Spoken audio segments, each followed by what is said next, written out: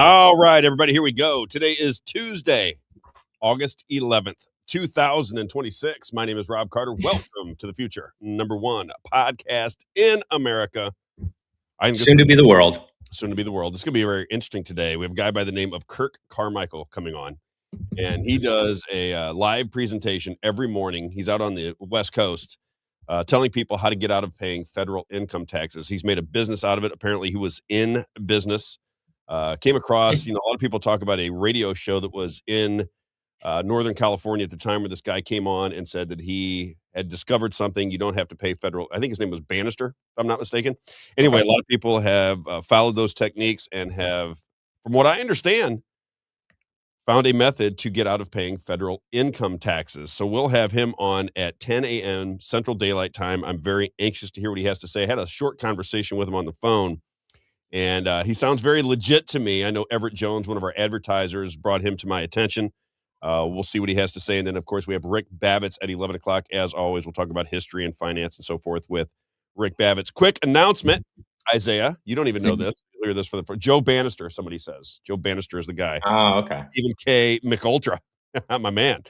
So Phil Turney has committed to a People's Lobby, Missouri meeting. So he'll fly in on September the 18th. So we have not put forth the event space yet, but this should be very interesting. If you are somebody that is a fan of history, if you want to look into the eyes of somebody who is involved in one of the most untold historic events in all of modern history, join us on September 18th. Phil Turney will be live. We'll interview him on stage. He will sign books. He'll take pictures.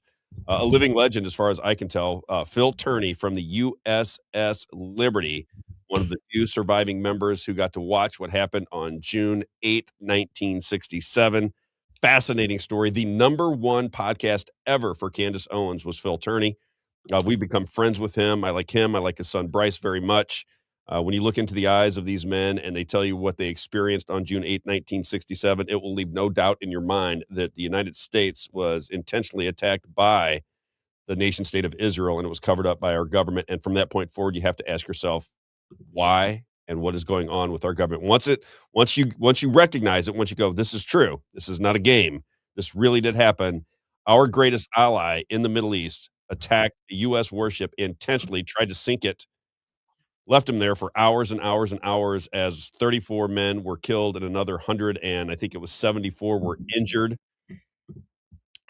According to these guys, they were told to keep their mouths shut by their own government, and I think it is one of the most incredible untold stories in American history. And you'll get to, before these guys die off, this will be an opportunity for the people of St. Louis to come out and shake hands and take pictures and meet the legend, Phil Turney. Hopefully he gets on Sean Ryan soon. I know that that was the recommendation from Candace to Sean Ryan. Yeah, and he was He on was on his show too. He said, if I could get anyone, who would you recommend? And she told him, you should get Phil Turney. From Sean USS Ryan. Yeah. Liberty. Yeah. When she interviewed, yeah, that's right. He asked her. Yep. And she said Phil Turney. He was on with Alex Jones, who stole another bit from us. You want to start with that? Just Oh, I know. I was like, oh my gosh, are you kidding me? I sent it to you this morning. Check this out. So let's just start there, and then we'll get into the show. Today, we're going to talk about a couple things that I think are really important. Number one, the rise of the surveillance state. State Senator Mike Moon put out something where he was at an airport, and instead of giving your state ID and your real ID and all this other kind of nonsense that I think is completely unconstitutional, he was told he could pay $45 to opt out. He said, well, how is $45 going to make the situation any safer? And she said, well, it's a tax. So in order to get out of the system of surveillance in America, which is now the United States of China, according to our guest yesterday, in order to get out of the total surveillance system, you have to pay $45. Okay.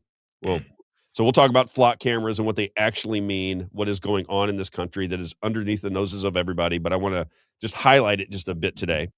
What was my other, what was the other one, Isaiah? So we got this flock. We talk about COVID just a little bit. Did you see how many people were involved that were dual citizens with Israel aligned with COVID? Have you looked into that? Oh yeah, that was something that, I mean, me and my buddies noticed early on. Incredible. As well as the Israel was the first country to reach 99% vaccination rate, and so that was just something that we had. We're like, wow, that's crazy. Like, what? Israel's all of a sudden got 99% of people vaccinated. What the heck's going on here? You got to see how many people are involved in this country with COVID that were dual citizens with Israel. I think it Oh just yeah. will absolutely blow your mind. This video this guy put out, his name was what? Christopher Wood. Yeah, Christopher Wood put out long time ago. And I paid attention to it because I was reporting on it at the time. But I think when this, all of these things have to get into your soul. You have to feel them. Yeah. They have to get in, because when you consciously know them, but you just ignore it like it's not a big deal, that's a real problem. It'd be like saying, okay, there are That's what uh, they want us to do. yeah, there are murderers and pedophiles all around your neighborhood, but don't pay any attention to it, because now that you know it, nothing's going to happen. Yeah. Right? It's just insane. I mean, you have to protect yourself and recognize what's going on and make some form of resolution to stop it. You have to Mhm. do these things. You have to get active, as we said yesterday. At least that's my Yeah. opinion. How about I don't know if this is what the video is about the miscarriages linked No, to. no, that's to me that was old news. I heard. I know. I mean, it's old news, but it's the release of it to the public. So the public now, who everyone's telling us it's science and science right now, they have to accept that, right? Right. Well, they won't though. Um, no, no, I know it'll be It's interesting. incredible. I already saw someone in our city's Facebook group about not about this, but about how the child vaccines number was dropped. Like the recommendation from the government is how many vaccines a child should have, Yeah. and people are like, "I'm gonna listen to my doctor in their white coat before I Let 'em. listen to Trump." I was like, "Oh my Let god!" 'em. Good morning, Mike. Good morning, Steve. Good morning, Shelly. Like Good you morning, don't Skip. know. Good morning, Charlie. Good morning, Cheryl. Good morning, Elaine. Good morning. I told you about Good morning. the about my son getting circumcised in the hospital, is that they wouldn't let us circumcise him there unless we got this vitamin K shot, which has the highest label warning of any shot that they can give it. They're like, "Oh, you won't get it? Okay, then yeah, we can't circumcise him here. Sorry." It's like, Really? "What?" Yeah. What hospital? Big Mercy. So off of 270, I think. Very interesting. Yeah. So Very, very, very interesting. Good morning, Tammy. Good morning, Papa I mean, it Bear. was never that way when I was a kid. I feel like in elementary school, there was always kids who didn't get vaccines, and they had their slips saying like, "Oh, they don't have the flu shot," or something like that. You know what I mean? The only time I ever got a vaccine, good morning, Kenneth. The only vaccine that I ever took willingly, I got in a fight when I was 21 years old, and a guy bit my finger down to the bone. You got in a fight? No way. Well, it wasn't me. I didn't start the fight. I'm I'm a teasing. lover. I'm a lover, not a Just fighter. But this joking. guy just attacked me at a nightclub, and I got in a fight, and I got him down on the ground. And when I had him down on the ground, you try to keep the guy from hitting you. So Yeah. I'm on top of him, and I stuck my hands down to stop his. I had my hands on his face, and he ended up biting my middle Oh finger down to my the gosh. bone. So I had to go get a tetanus shot. Yeah, of And course. all I remember about the tetanus shot was I think you get it in your shoulder. And I played golf at the time pretty much every day. I was really into golf. Thought I was Oh, gonna be a professional golfer. How ridiculous that thought was in is it one of those retrospect. that hurts? I couldn't lift my arm up to Yeah. even turn on a light switch for like 3 days. I'm like, "How Yeah. can that be good for you when I can't even lift Mm, my arm up?" Crazy. yeah. Good morning, Righty Right. Good morning, Tom. Good morning, Kenneth. Good morning, everybody. Let's start here. Let's start with I keep saying that people are listening to the show, and they are stealing my show. And if you don't believe it, if you think I'm lying, or if you think it's being, there's a bit of sarcasm to it, I must No. admit, No, but but I turn off our show, I'll switch on, like, Alex, or I'll switch on it's Owen or incredible. something, and they're going through everything that we just went through. It's crazy. One of my favorite people is listening. Good morning, Tessa. Tessa is the one that taught me how to think when I was going through just a tough time in life. She said, Rob, you have to retrain your brain to think properly. And I use her techniques all the time. Tessa, I love you very much. You've been an incredible inspiration in my life. And she's listening in. So good morning, Awesome. Tessa.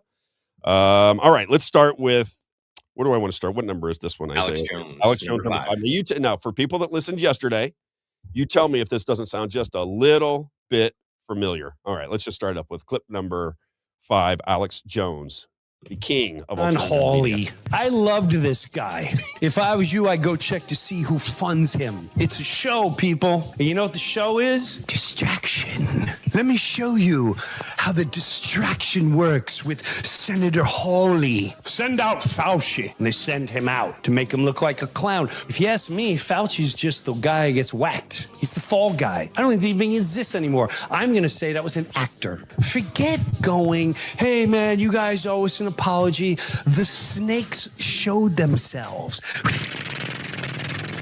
Hey, forget your freedom. Hey, you gotta get back. Your presidents said that. Your senators said that. Your corporations said that. Your baseball owners said that. Your basketball owners said that. Your NFL owners said that. They all said that. The medical industry said that. They all said that. They are all part of the system. Jim Burr gets the blue ribbon.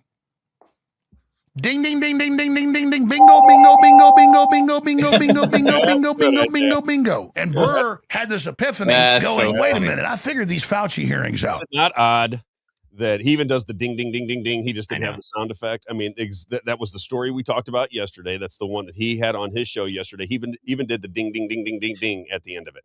Come on now. Either it could be just coincidence, I admit, but I mean, come on. You know what I mean? This happens all the time. I used to talk about it when I did my first podcast. I said, how can I have a show and then he have the exact same show within a day or two afterwards with the same concepts, the same thoughts, the same everything? It could be just complete circumstance, but, makes you wonder. Good morning, Kurt. Good morning, Sue. Good morning, Brian. Good morning. I mean, what it tells me is that we're following the right stories, because if we're already talking about them and then other people talk about them after we're already done talking about them, that's a good thing. Here's what I think happens, and I mean this sincerely. I'm not even joking at this time. I think people with good content that have a way of communicating, I think if you're good in media, you pay attention to those people. I do. I pay attention to all the people that put out good content. A lot of people that put out good content put out a lot of nonsense content, and you got to be able to filter through it, if you will. Thank you, Tessa. You're doing you're doing an awesome job revealing so much. I appreciate that. I think that was for me. I'm just joking. That might be for you. I'm joking. But I think these content providers, I think if you're wise because of X and because of the different systems where you can get information, if you're wise, you follow people that put out good content and explain it in a way that makes the top floor go ding, ding, ding, ding, ding, just like Alex Jones did. So wouldn't surprise me if people like Owen Schroyer and Alex Jones and many of these content providers just scan. They say, okay, Rob, just go through and look at he was good. Let me just pay attention to what he's talking about. And every once in a while, I'll click on the site and find out what's going on. Because other than that, seems, Rob, you can't get tetanus from a bite. I got a tetanus shot from the bite. They gave me some kind of shot. I remember it very well. Yeah, it was from, what would you get from a bite? I don't know. I thought it was tetanus. No? Was it some other kind of, when you get bitten by somebody? It's probably just like a precaution. Probably not even real. I definitely got that's how a lot of things are. It's like, tetanus. You may perhaps might have possibly you might get this, so we should give you this shot, right? They gave me something I didn't like, I can tell you that. All right, let's I don't have a lot of time today because my guest, I want to give him plenty of time to explain himself. Again, if you're in to hear about eliminating your tax burden from federal income tax elimination, Kirk Carmichael, who does a presentation every day to explain to people how the federal tax code is set up and how you can avoid or opt out of paying federal income taxes. It's not my claim, Isaiah. I don't want to get involved in the claim just yet. We'll hear what he has to say, but there are a lot of people in my circles because of what we talk about on the show that say, Rob, this is absolutely true. Don't be so hard-headed. If you go through this process, you don't have to pay federal income taxes. So we'll hear what he has to say. Fair? Is that fair? Mm-hmm. I think it's fair. Okay.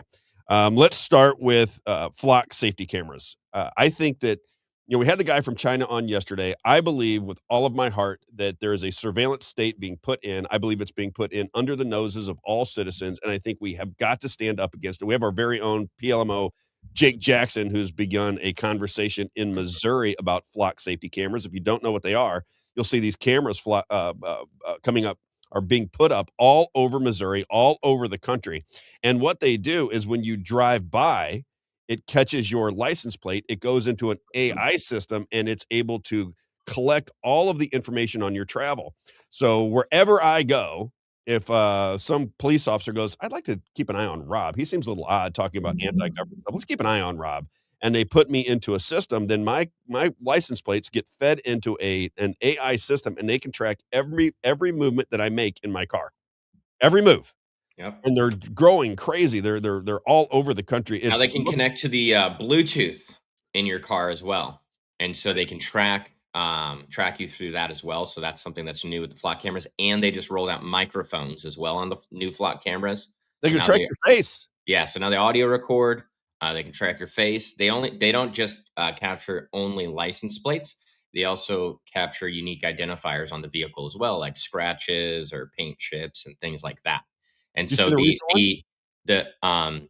this rhetoric that it's just capturing only the license plate is a complete lie. Absolutely. You look right up on their website. It tells you Mhm. what they can capture. Yeah, and There was then one the recently. Condor cameras, which they never differentiate. That's the funny thing, Rob, is that the new Condor cameras do actually record video constantly, and so that's something else that they don't talk about. Good morning, Debbie and Basslayer says it always takes a picture of your face. That's the way I understand it, but Mm-hmm. it's getting out of control. They keep, despite the fact that citizens are pushing back against it Cutting them down. very aggressively, they keep coming up. They keep popping up, and it's to me, it goes against your Fourth Amendment rights to privacy. I do not believe that the surveillance state should be able to track every citizen out in public. Now, if you say you're going to put a camera out in front of your establishment, you want to make sure that if somebody steals something or a car is done or somebody's attacked in the parking lot, and you want a camera there, that's fine. But that's a camera that is unique to you. Mm-hmm. These cameras are connected throughout the country, so every move you make, it's the police, Mm-hmm. Isaiah. That's the police. And that's Every step what you people don't take, understand, Rob, is they every say, well, I single got my phone. It's already listening to me, Rob. I already got blah, blah, blah. Yeah, but you I don't know. understand is that they have to get a warrant to search that at the local level there. So Correct. the police officers have to get a warrant to search your phone to track you. They don't have to get a warrant to go into their flock database and search your license plate and then find out where you've been all day long. They can also build a hot list and put you on that hot list so that anytime you drive past a flock camera, they get a notification, right? Right. So it's very different.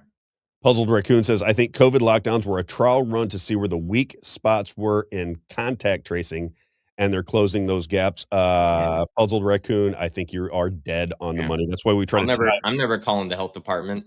That's why I try to tie all these stories together. People, when you start to see the bigger picture, you'll start to see that all these stories are ultimately tied together. It's a surveillance state. It is being implemented in this country. It's very similar to China. If you remember, Hillary Clinton said, well, China is the model. Well, if China's the model, then what China has is one party government that surveils their systems or surveils their people and controls all the movement and all the finance and all of the purchasing power of their citizens. That's what's coming here. They're putting. I don't even know that it's up for question anymore. It's just a matter of what the outcome will be in America with our constitutional rights and how we want to fight back against it. But they're implementing it right now. I mean, it's just so obvious. It's crazy. I that just people saw don't see an it. article, actually. It's by a local St. Louis news station, just put out something saying, do you know how many flock cameras are in Missouri? And they're starting to, so it's starting to finally pick up. And I think it's because of the destruction of the flock cameras. Oh yeah, I think people starting to cut them down and spray them and well, everything. that's good news, right? That's chaos. And so that makes I good think it's news. good news. I think they should Well, all be cut well, down. it is good news, right? But I just mean for the news corporations, it makes good news, right? Yeah. And so, Let's- yeah, let's- we're already flock is just a word we use for all these cameras, Mary Stu. We're very familiar with Axon. We've talked about this at length. If you don't know who Leah is from the Leah files, you need to look into her. We've talked about her surveillance state, kind of how she breaks it down and all the different levels of these different companies that are connected. And even that Israeli company we talk about all the time that can alter the footage on live streams. This is even better. That's the Which is the great. world we're going to That's move into. perfect. That's exactly what they want, right? Yeah, well, they'll be complete They can confused. make it look like Epstein killed himself. Right. And then you'll question everything because you'll know that you'll never recognize whether it's AR or not. 100%. Didn't you say that was a? Didn't you say there was a quote like that yesterday from someone? Something about questioning everything, and I can't remember. yeah, I can't remember. But Don't there's I feel like there's a famous quote that you said yesterday about that. We'll figure it out. Oh, Yeah. it'll come to me, or so it'll come to somebody in the chat. Okay, let's do clip number 2, and then what I want to do, Isaiah, is you have your license plate number. Mhm. So I did not know that this was something you could look up. So apparently, we're going to watch this report. Now, this is a guy who says that he has been outspoken against his government and the police force within the town that he's in. So the town started tracking every move that he made. So what he said was, okay, well, if you're going to track me, then I'll track you. and he started tracking them. He started using his camera, and wherever they were sitting, if they were on the side of the highway, he started standing next to them and videotaping everything that they did. Very interesting spot, very interesting take. And then number two, through this little piece that we're getting ready to play for you that's about 3 minutes long, he puts out a service that you can find out whether your license plates are being tracked. And we'll find out whether our alderman in St. Clair, who's been very outspoken about certain issues that maybe the establishment doesn't like, we'll see if he is being tracked. I'm curious to see if you're tracked. And no, we haven't tested this, right, Isaiah? Nope, we just got this morning. In fact, I just gave it to you maybe 5 or 10 minutes ago. I asked Jake Jackson because I'd be curious to see if Jake Jackson is being tracked. He's the one that's pushing back against Flock cameras. He hasn't responded yet. I mean, I was blocked by the CEO of Flock on social media. Well, let's see if you're being tracked. All right, let's clip number 2. Check this out. This is where it's all starting to go. Clip number 2.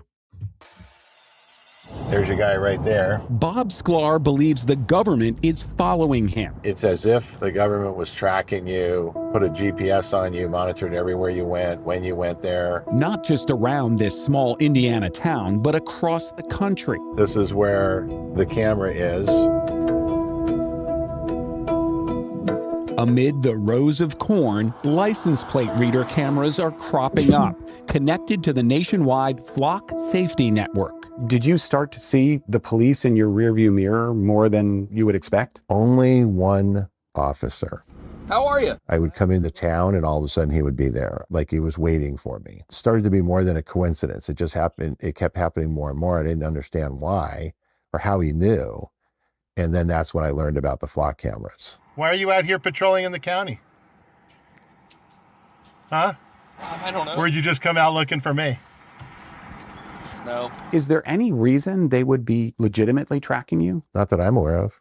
So how much is the budget going up? Bob regularly criticizes the North Manchester government and its police officers. You speak out at town council meetings. I do. Whether or not this is appropriate conduct for a town employee. They've adopted official rules just because of me. Believing the police are following him, He follows me out of town. He follows me around town. he started following them. You can keep driving. Keep driving, bud. I'm legally parked. I have seen them on questionable traffic stops and recorded it. Please exit the emergency incident area. Otherwise, you will go to jail. Is it fair to characterize you, to use the legal term of art, that you're the town pain in the ass as far as the local government's concerned? I'm definitely one of them.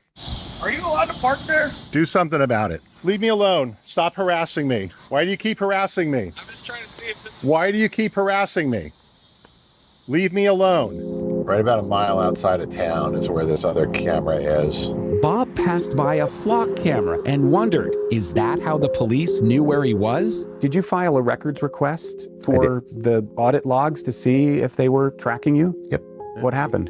They did have an alert on my vehicle. They didn't say what time period or anything like that, and then refused to identify the officer, claiming officer safety. He found the answer online. HaveIBeenFlocked.com. Put in your license plate number and you can see if there are inquiries on your license plate. And for mine, the search count is 63. I put my license plate number in and all these hits came up. That's scary. That is way scary. I was shocked, emotionally distraught when I saw the level of surveillance that data revealed. Minimum number of devices was 11,235, maximum 98,000. Almost 100,000 devices around the country. When an officer accesses the Flock database, all the external departments searched nationwide keep their own logs of that search. That's how we were able to confirm dozens of searches of Bob's tag. Public records from out-of-state departments show multiple North Manchester officers and Wabash County Sheriff's deputies searched Bob's license plate again and again for at least a year. Flock requires they put in a reason for each search. What was their reason for searching you? One reason, my name, just Sklar. You know, a lot of them were just locate. Locate isn't a crime. Nope. I have multiple inquiries under your name for my vehicle. You're going to have to talk to somebody else about that. Don't know. Yeah. And you don't know what I'm talking I about? don't know what you're talking about. You don't know what Flock is? No, I know what Flock is. I don't know what you mean by using it to track you. Really? He's following my travel history all over the country. That's none of his business. All right, Isaiah. Interesting, is it not? Very interesting. All right, now you got. I don't want people to know your license plate number. I don't think that's fair. But if you can, it's haveibeenflocked.com, and I Yeah. looked it up this morning. So when you go into haveibeenflocked.com, then you just put in your license plate number, and it'll tell you whether you have been sought out by government. If your license plate, if you're being tracked in any way, I haven't. You have not. I have not. All right, that's very good news. That is good news. I wonder how many people are being tracked, though. I wonder if mine is being tracked. I wouldn't think so. I always think Missouri is a little bit on the up and up, except for a few counties. Yeah. You know what I mean? I think there's a few counties where it's, middle America, they got their own rules. Yeah. They don't. They're like, oh wait, that's a law. I wonder if Ike Skelton, who took down the flock cameras in Osage County, I wonder if he's being surveilled. Yeah. Your wife said I was holding my breath. I know. You have not. What do you think of that report? Is that not interesting? What they That can do? I think what people need to understand is what they can do, what the technology allows for. The technology, as he said, this is a nationwide dragnet of his vehicle because he's been causing trouble in his town. So now they can check him. They can check his movements everywhere he goes. Now think about if you're married to a police officer, and maybe you're wanting to divorce that police officer, and that police officer has a little bit of a power issue and doesn't want you hanging out with your new boyfriend. That police officer can run your tags and watch every move that you make. And there's no repercussions against it. That's the problem. And if you don't believe us, well, we interviewed someone that happened to. Absolutely. We've showed several clips where this has happened to people. There was a recent story. Remember the woman who was in St. Charles County and she said they had the wrong license plate, so the SWAT team came to her door. There was another one where there's a big accident on the highway where this person said the flock camera said that the license plate was wanted for some homicide somewhere, so they rushed and attacked. Ended up being a big mistake, but it held up. Was there a traffic accident? I saw cars all lined up. And this is the crazy thing, is that the camera read the license plate wrong. The camera read the license plate wrong. So we should definitely trust these machines. That could never can't even read the license plates. The one good thing about that is that could never happen in these pristine elections. That's the one good thing we know, that there's no possible way that machinery and vote counters could ever affect the outcome of an election. That's the one good thing that we know for certain. And you know how I know, Isaiah? Because Kurt Barr told me that. Oh, okay. If Kurt Barr says it, then I know it's true, because Kurt Barr knows everything about emerging technologies. He knows everything about everything. And the only way I know that for sure is because I asked him if he knows everything. And he said, yes, therefore I know that he knows everything. Therefore, there is no way, no possible way in the world that electronic voting systems could manipulate elections. I know this for certain. Okay? Let's get that off the James Woolsey, right? James Woolsey, is that his name? The guy that's on Laura Ingraham, right? CIA. He told us that they're all clean, right? No, nothing to worry about. Everything's for good purpose, according to him. All right, now let's go to this one. This is a gun range. Now, for my Second Amendment people, you go to the gun range and you don't want your government to be spying on you when you go to the gun range, because, like, who's going to that gun range? Are they up to something? They seem like they're going there a lot. They have an AR-15. I wonder what they're going to the gun range with an AR-15. Holy cow. Let's check out the gun range flock cameras. Clip number 1. Check this out. Freaking flock cameras at the gun range. This is the entrance to the gun range. So they got you coming in. They also got you going out. Today's Wednesday, so the gun range is closed until 2. So there's nobody here. Now these are in the driveway to the gun range. They're not out. They're not out on the road. This is only catching cars and trucks coming in the driveway to the gun range, and right there's the range. Unbelievable. I did send the records request to FWC for information on the flock cameras and the placement here. I've yet to get a response. I'll let you know if I do get a response. But if you come to the Ocala gun range, just understand that you're going to be on the flock camera. And who comes to the gun range? Well, of course, gun owners, people that are shooting. Yeah, that's crazy. So they have a record of people who are coming to the gun range and going to the gun range. Think about this. As they always worry about the Democrats getting in charge, right? And so well, if you're worried about the Democrats getting in charge, when they do get in charge and they can use flock technology to track everyone, they went to a gun range that has an AR-15 and then they want to take the guns away. How hard will that be? Catherine Austin Fitts said before the election of 2024, I want to remind everybody, because you gotta pay attention to the people that get it right.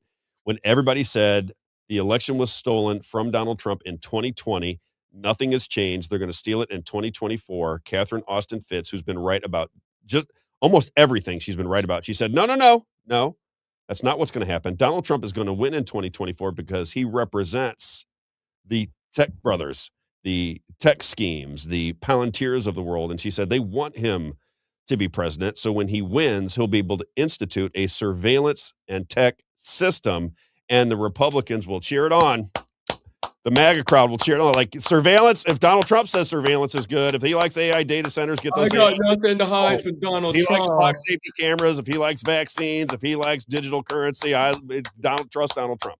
And that's what has happened. It doesn't matter whether you like it or not. She predicted it, and that's exactly what is going down. If this were happening in a Joe Biden administration, the conservatives and the libertarians would be outside the bounds of their mind. If they started putting up flock safety cameras and they were blaming it on Joe Biden and they were at gun ranges, people would lose their marbles, but not under the Trump administration. They'll cheer it on because it's, of course, for your safety, Isaiah, because we have millions of people here illegally, and we got to find those people and get them out with ICE instead of just making sure that they can't make a living in this country, which is all they would ever have to do. Because again, everybody needs to do this for me right now. If you have a thimble, I want you to get it out.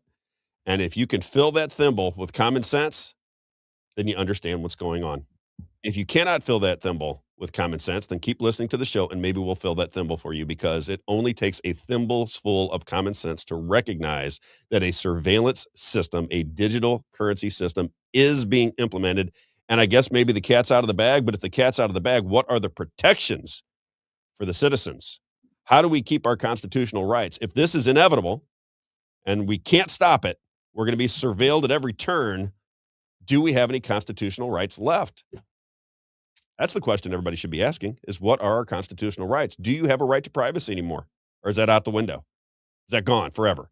If somebody wants to watch me make love to my wife, sky rockets in flight, Isaiah, afternoon delight. So if somebody wants to watch me make love to my wife through my television screen, they can. And I can't do anything about it. Nothing. I guess I can put a blanket over my television set, but I can do nothing about it. It's the craziest thing in the world that, and Snowden is the one who told everybody this was going down. If you watch the movie, he says these guys were watching people make love to their wives through the cameras. He's like, oh my God, this is crazy. Well, this can happen. It is happening. And it's bizarre to me that we don't have legislation to stop it. You know, maybe Josh Hawley could get out there and stop that real fast. Maybe put some form of law together that says, no, if you get caught doing that, it's, some kind of prison sentence.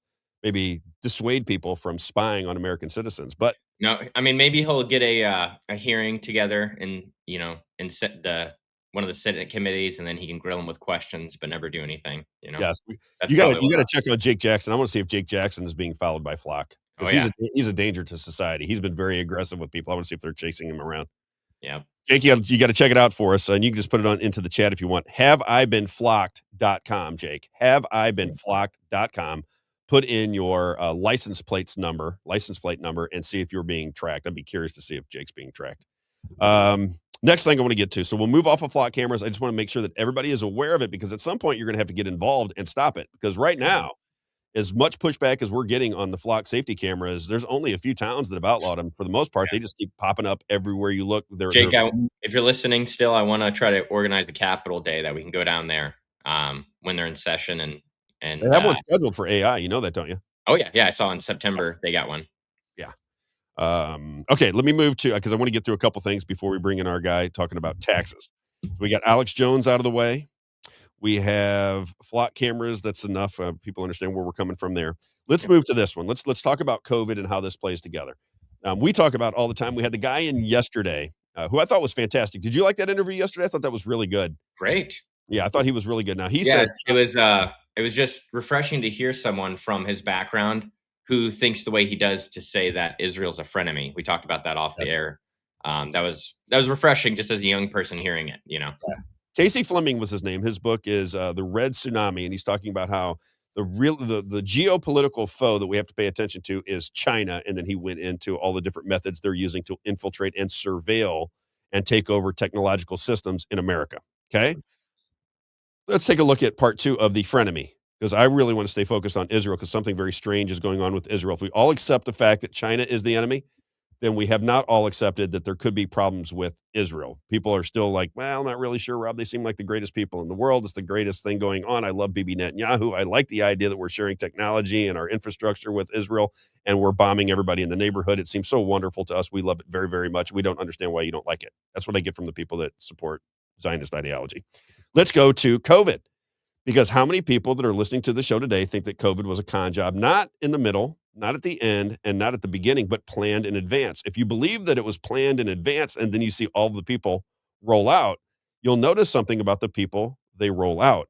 How about let's start with Rochelle Walensky. Let's start with her. CDC director at the time, Isaiah, that Rochelle Walensky was the CDC director. I would do my podcast. I would bring her name to people's attention. I said, this woman is a nutbag. She's lying through her teeth every time just like Fauci, every time she comes on to these Sunday talk shows and she goes on Fox and CNN, she just lies through her teeth. I can prove that she's lying. I would prove that she's lying. And she just continued on, probably getting a nice paycheck, because they don't really do what you think they do. They are puppets. They are actors and actresses, and they are there to persuade and sell you on something that deep down, if you had any common sense that you could bring to the surface, you'd recognize was all a big scheme. Here's Rachel Walensky telling her adoring fans that if you're pregnant, you should still get the COVID vaccines because they are so safe and so wonderful. It doesn't matter whether it's during your pregnancy, after your pregnancy, before your pregnancy, run in and get those COVID vaccines. Check it out. Clip number 3. Safe to get vaccinated while you're breastfeeding. It absolutely is safe to get vaccinated. So I would say if you are thinking about getting vaccinated, there is no bad time to get vaccinated. Get vaccinated while you're thinking about having a baby, before you're thinking about having a baby, while you're pregnant with your baby, or after you've delivered your baby. There is no bad time. I think she just said while you're having the baby. So as the baby's head starts as it's coming out, just get it quick. Starting to crown, you jab that baby's head with a vaccine, and you jab the mom with a vaccine at the same time. The only thing she didn't say was have this vaccine while you're having the baby. That's the only Don't thing. let that baby breathe before you shove that shot. Jam that needle right in her mouth, right as they're coming out of the, All right, let's get to, so that's Rochelle Walensky, dual agent with one of the states. It wasn't China, but it was a state that we were concerned about, Isaiah. You know where she, one of the schools she attended to? Johns Hopkins, Harvard, probably all of them. Harvard and Johns Hopkins, both. Great job. Good job. I know how this works. I know all these people. So I studied all of these different schools. They're all tied together. We gotta do the pop quizzes though. Make sure you're on the up. You can pop quiz me if you want.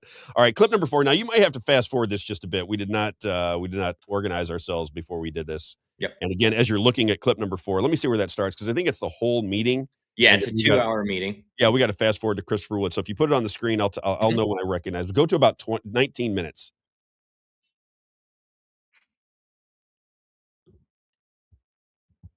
Okay, let's see if he comes up. I think he's right around 19 minutes. Christopher Thank you, Tom. Wood. Yeah, this is the guy. So this is Christopher Wood. Now, this made big news back at the time that he did it, but check this out. And boy, did they got really mad at him. This was censored all over the place. Now it's starting to pop up again. Check this out. City Council meeting. Hello, my name is Christopher Wood. Thank you all so much, brothers and sisters, for attending. I really want to thank the county board for continuing to stand up for everybody. It takes a lot of sacrifice of your reputation and possibly livelihood in your day-to-day to put in energy and effort to stand up for what's right. So God bless you. I'm going to go through and talk a little bit about things that people may not know. I think a lot of people are well aware that COVID is a scam. Well, you know, the whole practice of it. Everyone understands there's disease, but the fear that they've pushed is to such a great extent to try to control and manipulate us. So I'm going to talk about who's actually behind it, because not too many people want to do that. You know, we always talk about Republicans, Democrats, but they're both wings of the same bird, unfortunately. So the COVID agenda, who was in charge of the CDC that was controlling and telling our government to shut down small businesses and what they recommend for the mandates of the vaccines and Pfizer and all this? Ooh. So at the time when COVID was being enacted, I'm going to read off the staff of who was in charge of this CDC. The director of the CDC was Rochelle Walensky, dual citizenship with Israel. She's a Jew. Deputy director of the CDC, Ann Shawalchik, dual citizenship with Israel, Jew. CDC Chief of Staff, Sherry Berger, dual citizenship with Israel, Jew. CDC Chief Medical Officer, Mitchell Wolf, dual citizenship with Israel, Jew. CDC Director of the Washington office. This is pertinent to the topic. We're talking about COVID, right? Freedom of speech. Yeah, this is pertinent to COVID. So I love you, Jennifer. Doesn't make it bad. Let them speak. Yeah, please. So Director of the CDC of the Washington office, Jeff Rezek, dual citizenship with Israel, Jew. COVID czar, Jeff Zaints, dual citizenship with Israel, Jew. COVID senior advisor, Andy Slavitt, dual citizenship with Israel, Jew. Assistant of Health Secretary for Human Services for our country, the Assistant of Health Secretary, Rachel Levine, transgender, dual citizenship with Israel. Yes. Jew. I'm going to ask that you hold off, Christopher. Ma'am, I'm almost done. Wow. No, all he's saying is Jew. Just think about that. So when you talk about the people that are really anti-Semitic, just saying Jew to these people that are supposedly protecting, that are not anti-Semitic, just the fact that you're recognizing a pattern and you're saying the word Jew, they're very offended by that. Oh yeah. Isn't that odd? Very. Very odd. Yeah. They would say, because I'm trained in this, right? Yep. From Moody, they would say that Jew is offensive, Rob, because when we were younger and Jews weren't as accepted, they would call us dirty Jews as we were walking to Hebrew school. The Catholic boys would throw rocks at us and call us dirty Jews. That's what I've been told. How do you identify somebody? Exactly. Well, they're yarmulkes. Yeah, but what would you call somebody if you don't call if they're Jewish? What do you call them? Exactly. What do you call them? Like you're just identifying. You would call each other a Jew, right? Yeah. All he's doing is identifying patterns, and you tell me if there's a pattern here. Let him continue on because he's just getting started. He's just getting started. I love it. Mr. Pfizer? Wood, the chair has ruled that your comments are out of order. She's asked you to stop. How is it out of order? The chair How is it has. out of order? He said Jew. There's nothing wrong with Jew. It's not derogatory. Yeah, Exactly. Catholic or Protestant. Okay, keep on going. Head of Pfizer vaccines, Albert Bourla, dual citizenship with Israel, Jew. Pfizer chief scientist, Michael Dostin, dual citizenship with Israel, Jew. Moderna chief scientist, Tal Zaks, dual citizenship with Israel, Jew. BlackRock, everyone know BlackRock? BlackRock CEO, Larry Fink, dual citizenship with Israel, Jew. I said we're willing to sacrifice our ego, our reputation, You have 19 and our lives. seconds. Yes, ma'am, and I love you, and I appreciate your patience. BlackRock president, Robb Capital, dual citizenship with Israel, Jew. The CDC chief medical officer of Johnson & Johnson, Joanne Waldstreicher, dual citizenship with Israel, Jew. Chief medical officer of Merck, Michael Rosenwald, dual citizenship with Israel, Jew. Head advisor of the World Economic Forum, Yuval Harari, dual citizenship with Israel, Jew. And that's only talking about COVID. That's not talking about who's in charge of Christopher, you need to stop. Not talking about who's in control of the media or the banks. I can go on. God bless y'all. Thank you for your patience. Excuse me. I came a little bit late. I got tired, but someone here wishes to yield or see their time for you. That's good, Isaiah. Then it goes on to somebody else. Is that not fascinating when you hear it? And that's not even the beginning of it. Crazy. Look up right now. Who's the CDC director right now? I'd be curious to see who it is. It was Mandy Cohen. Oh, yeah.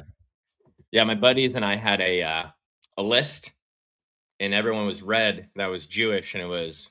Oh, so you did this too? All red. Oh, yeah. Yeah. That's what I was saying. It's like we were looking into this. We were the conspiracy theorists, me and my buddies. Really? Yeah. Oh, yeah. All right. Yeah. We were the people that are like, oh, you guys are weird, and you're rejecting science, you crazy lunatic.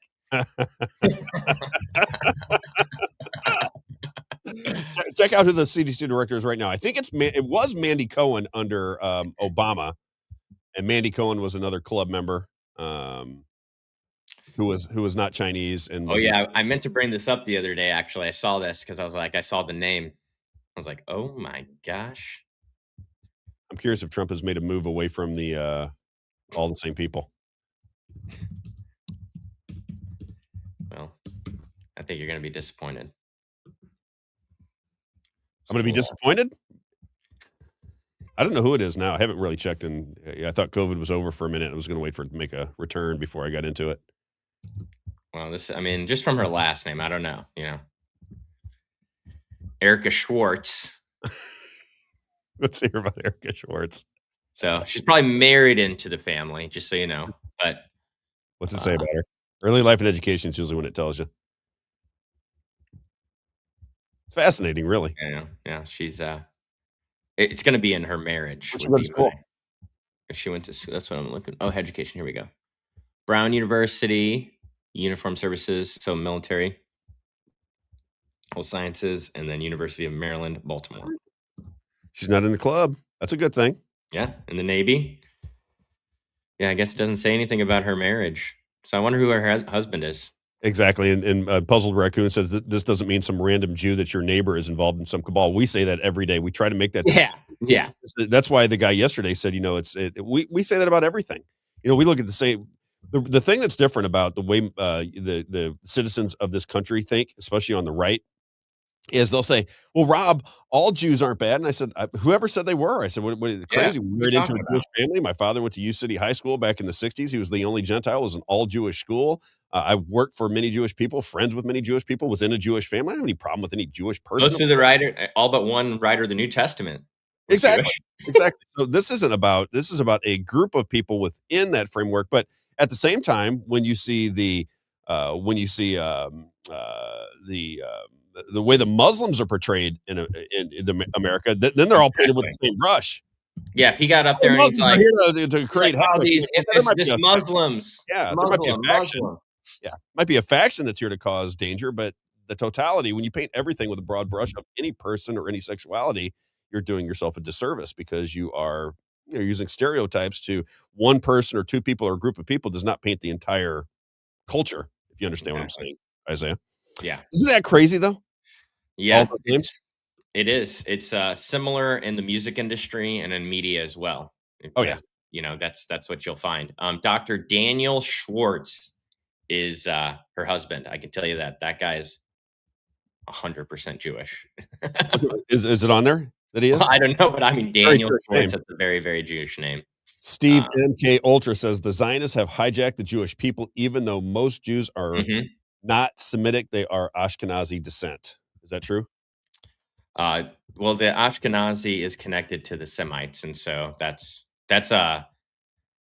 he's probably talking about the conspiracy theory about which I've looked into, and it turns out not to be true about Khazarians, and so about the Jews in Europe are actually descendants of Khazarians, and it's not. Yeah, true, they changed their name to Jews. Yeah, so they assimilate with the Jews. Unfortunately, it's not true. It would be cool if it was true because then it would be a good thing to use. But I've looked very deeply into it, and it's not. You're not buying that one. Yeah, it's not. I mean, it's just not true. Unfortunately, there's no facts about it. People say there are, and they'll throw things at you and be like, "Oh, what about this and this?" But there's no actual factual link to them. It'd be like saying that, "Oh, the missing link, so evolution's true." You know what I mean? Yes, I'll take. We don't have it. Yeah, I think you're well. And I encourage people to look deeply into it because you will also find the same thing. It's not that hard to figure that out. Yeah. Okay. Let's do some advertising, and then I wanted Everett Jones in. I haven't seen him hop in. I was looking. Did you send him his email? Where is he? Let me find him real fast. Oh my gosh! So Dr. Daniel Schwartz, guess what his 2 languages are? Hebrew and English. Yes. How did I know? Wow. I'll send him a message. All right, let's do some advertising real fast, and we'll bring in Mr. Carmichael. Let me make sure that he is on the go here. I never trust anything until they're in the system. Haven't seen him yet. He says he's coming in though. All right. Let's do PLMO. We'll start with PLMO. Let's do it.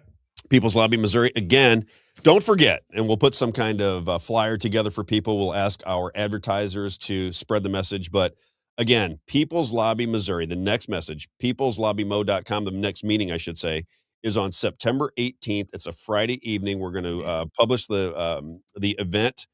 Did you talk to everyone about this event yet? I just brought it up this morning. Well, I just mean all the people involved. Just found out last night, and I told the core people. I told Travis and Allie because they're looking for an event space. Good. Phil Turney from the USS Liberty Vets will join us on September 18th. We'll find the spot. You'll get to meet a living legend. Before these guys die off, if you are interested in history, if you're somebody who pays attention to history and just goes, I don't really believe that, Rob. I've been listening to Ben Shapiro, and he said it's all a big misunderstanding. I talked to Randy Fine. I got to see Randy Fine, and he said it's all just a big misunderstanding. Well, wouldn't you want to talk to the people that were bombed, that actually saw what happened? Wouldn't you want to talk to those guys and make a determination as to whether Israel attacked them intentionally? I think you might want to ask the people that watched it firsthand. They may have a little bit more information than Benjamin Shapiro. I think they probably do.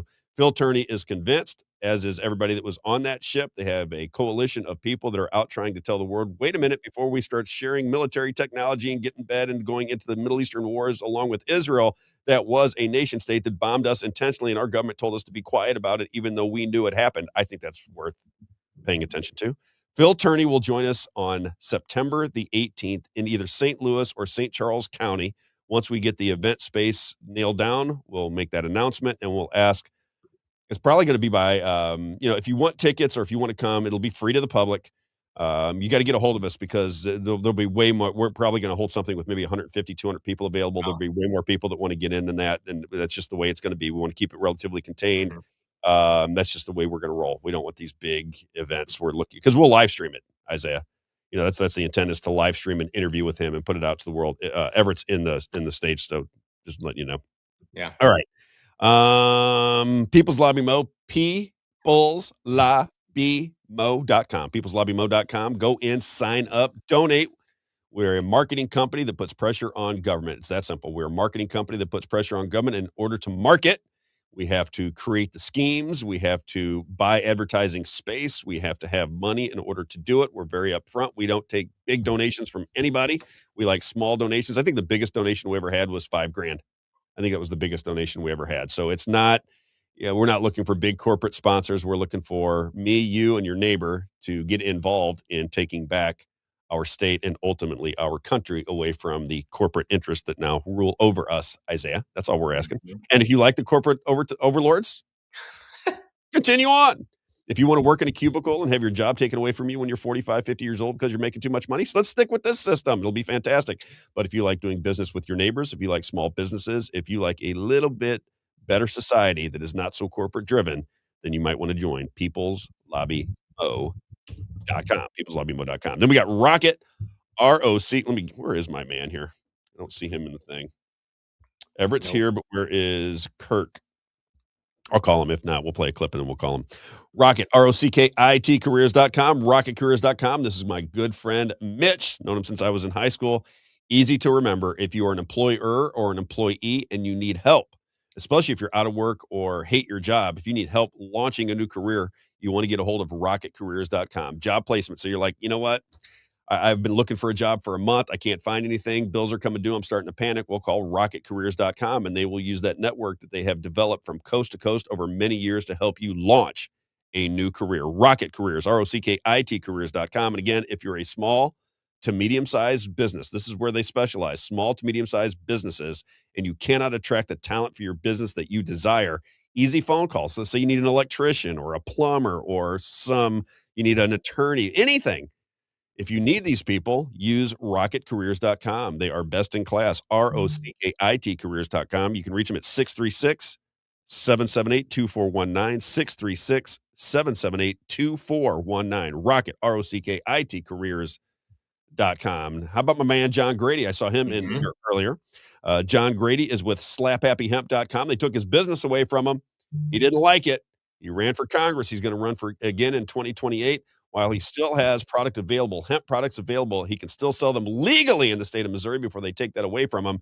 You can get a discount on hemp products. So if you're somebody who buys hemp products, you got to look to slaphappyhemp.com, slaphappyhemp.com, or you can reach him at 636-388-8771, 636-388-8771. They are in Rosebud off of Highway 50. Great people, great environment in there. Isaiah will probably join me to do a show from there before too terribly long. And then again, when it's time for an oil change, where are we going? We all know where we're going. We're going to Valvoline Express Care. Valvoline-Express Care. If you need coupons, they have locations in Highland, Illinois, Warrenton, Missouri, Cape Girardeau, St. Peter's Parkway, Mid-Rivers Mall Drive, Troy, Illinois, and Lemay Ferry Road. It is Valvoline-Express Care or Valvoline Express Care. 15 minutes from Bay to on your way. No appointments, no sales pressure. All Valvoline branded products. No nonsense. Get a discount with a coupon at Valvoline-Express Carry. Go on there, get yourself a discount, and reach out to Tony Clark and the great people at Valvoline for your next oil change. All right. Let's see if my man is here. He is. We got him. Okay, there he Yep. is. Let's bring in Mr. Carmichael. And let's bring in Everett too, because Everett might have some questions for him. So let's bring them both in. Mr. Carmichael, how are you, sir? You've got somebody who's been paying attention to your show at the bottom of the screen. I asked him to join us in case he had any questions that I didn't get to. We have prepped everybody. They know that you're coming on the show. There's a lot of people that do not want to pay federal income taxes. They want to way out. So we wanted to talk to you about it. Welcome, Kirk Carmichael with Unincorporated Associations. You are the founder and CEO. Welcome to the show, my friend. Hey, welcome. Thanks for coming. Appreciate being on the show. I'm anxious to talk to you. So you got to tell me, number one, how did you get into this? What sparked your imagination? And just give us a little bit of your background so people know where you're coming from. Okay, so great questions. I do have a PowerPoint, but maybe it's best we just do Q&A here, right? What do you think? We can do both. We're going to give you plenty of time. So let's start with your background so people know where you're coming from. Yeah, great story. Okay, so here's my story. I heard you just introduce me saying people don't want to pay the federal income tax. I don't know anybody that does. Who would want to pay a tax that's put on them? Now, I was like every American, didn't know there was an option. So we were all born into the system, right? We were boyfriend. That we were born into it. Hang on 1 second. So I think Everett or somebody has to turn their microphone off. I just turned it off. We're good. Okay, yeah, so we're all born from birth believing death and taxes. That's one of the lies they try to put on us, that you just can't escape death and taxes. Now, before we go any further, we should talk specifically. We're only addressing federal and state income tax, and how the Constitution actually it gives you the right to not be taxed by the national government. In other words, your income cannot be taxed. Let's put this, and I'm going to get into my story. I'm just giving a prelude here, but you're outside sweating, right? You're just sweating and you're pushing the lawnmower. That's not taxable. Okay, you're mopping a floor. You're a janitor. That's not taxable. That's what we're talking about. You're working. That's your own labor. That's your private property. So we all get into this mess through contracts, and we don't know why. We don't know how. We don't know anything of how this even took place to begin with. So that's my story. 2009. I'm just going through life. The mortgage crisis. You guys remember that, right? I do. 2008-ish. I have a $3 million property at the time. And I could have survived it no problem. I just had the one piece of real estate. I didn't have several properties like some people were over leveraged. I was okay. Didn't know what was happening. Didn't know any kind of a conspiracy at all. Just, I wasn't awake to anything. And so I had a friend, an older friend, who was a church member, and I felt terrible for him. He's losing his property, and he was a victim to this. Again, not knowing that there were whatever the agenda was, why banks are collapsing, and why he couldn't pay his mortgage, other than I'm going to try to find him some help. I go on the internet, I'm looking and thinking, hey, there's got to be a solution here of some sort. Help him pay his mortgage, refi, something. I don't know. So as I was searching, I was finding somebody that was teaching some pretty radical things. The main thing that I picked up on what he was saying was that you don't owe nobody owes a mortgage, and like what banks don't loan money, And now I can explain that backwards and forwards. But back then I'm like, what? Banks don't loan money? How can that be? And he sounded like he had some authority. So I said, Ken, look, you and I are getting on an airplane this weekend. I'm paying your way. We're going to go to Baltimore. Never been there anyway. And I'm flying cross country. I live in San Diego, where I still am at today. And we went to that seminar. After 3 days, I'm finding out how money works, currency works, banking works, lending works, and taxation works. And they work exactly the opposite of the way we think they work. In other words, now I could explain that when you go get a loan, a quote unquote loan at a bank, a credit card or a car loan or a mortgage, you don't witness, you don't go to the bank and they give you like, a suitcase of cash. Like, hey, please pay us back because we're going to go out of business. You don't pay us back. It actually works the reverse. You're actually the lender. You're tendering them what's called M1 money. M1 money is gold and silver, and of course you can't use gold or silver in this economy. And if you think you can, take some silver and go pay for your gasoline. Go to the grocery store and say, "Here's a piece of gold. Can you give me some change back?" It's all been played on us before we were born. This all happened in 1913 when some money changers called J.P. Morgan, the Rothschilds, Rockefeller, they met in a meeting. 1909. I'm sure a lot of your audience probably had read the book or heard of the book Creature from Jekyll Island. Oh yes, it's all fact. It all happened. They bragged about it decades later. That's how G. Edward Griffin has memorialized in a fantastic way what took place, because they all spoke about it later, because nobody's going to believe us.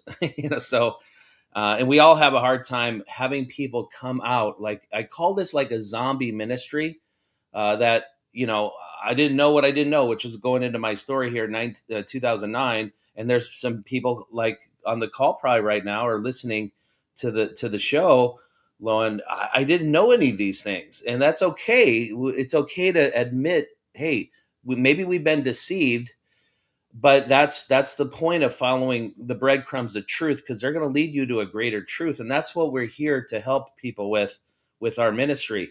So back to my story. I finished that seminar and I realized that taxation, federal and state income tax, again, specifically, that money doesn't go to your community. Because I know some people are going, what about the police department and the fire department? That's sales tax. What about schools and parks and recreation? That's a property tax. What about the roads and infrastructure? That's gas and road tax. But this federal income tax is the same issue that the founding fathers dealt with when they did a Revolutionary War. They put their lives on the line to get underneath the power of the King of England flexing his muscle on the colonies by putting what was called the Townshend Acts on the colonies. We're not doing this anymore. We're not paying a tax. It doesn't go to us. It's going to a third party.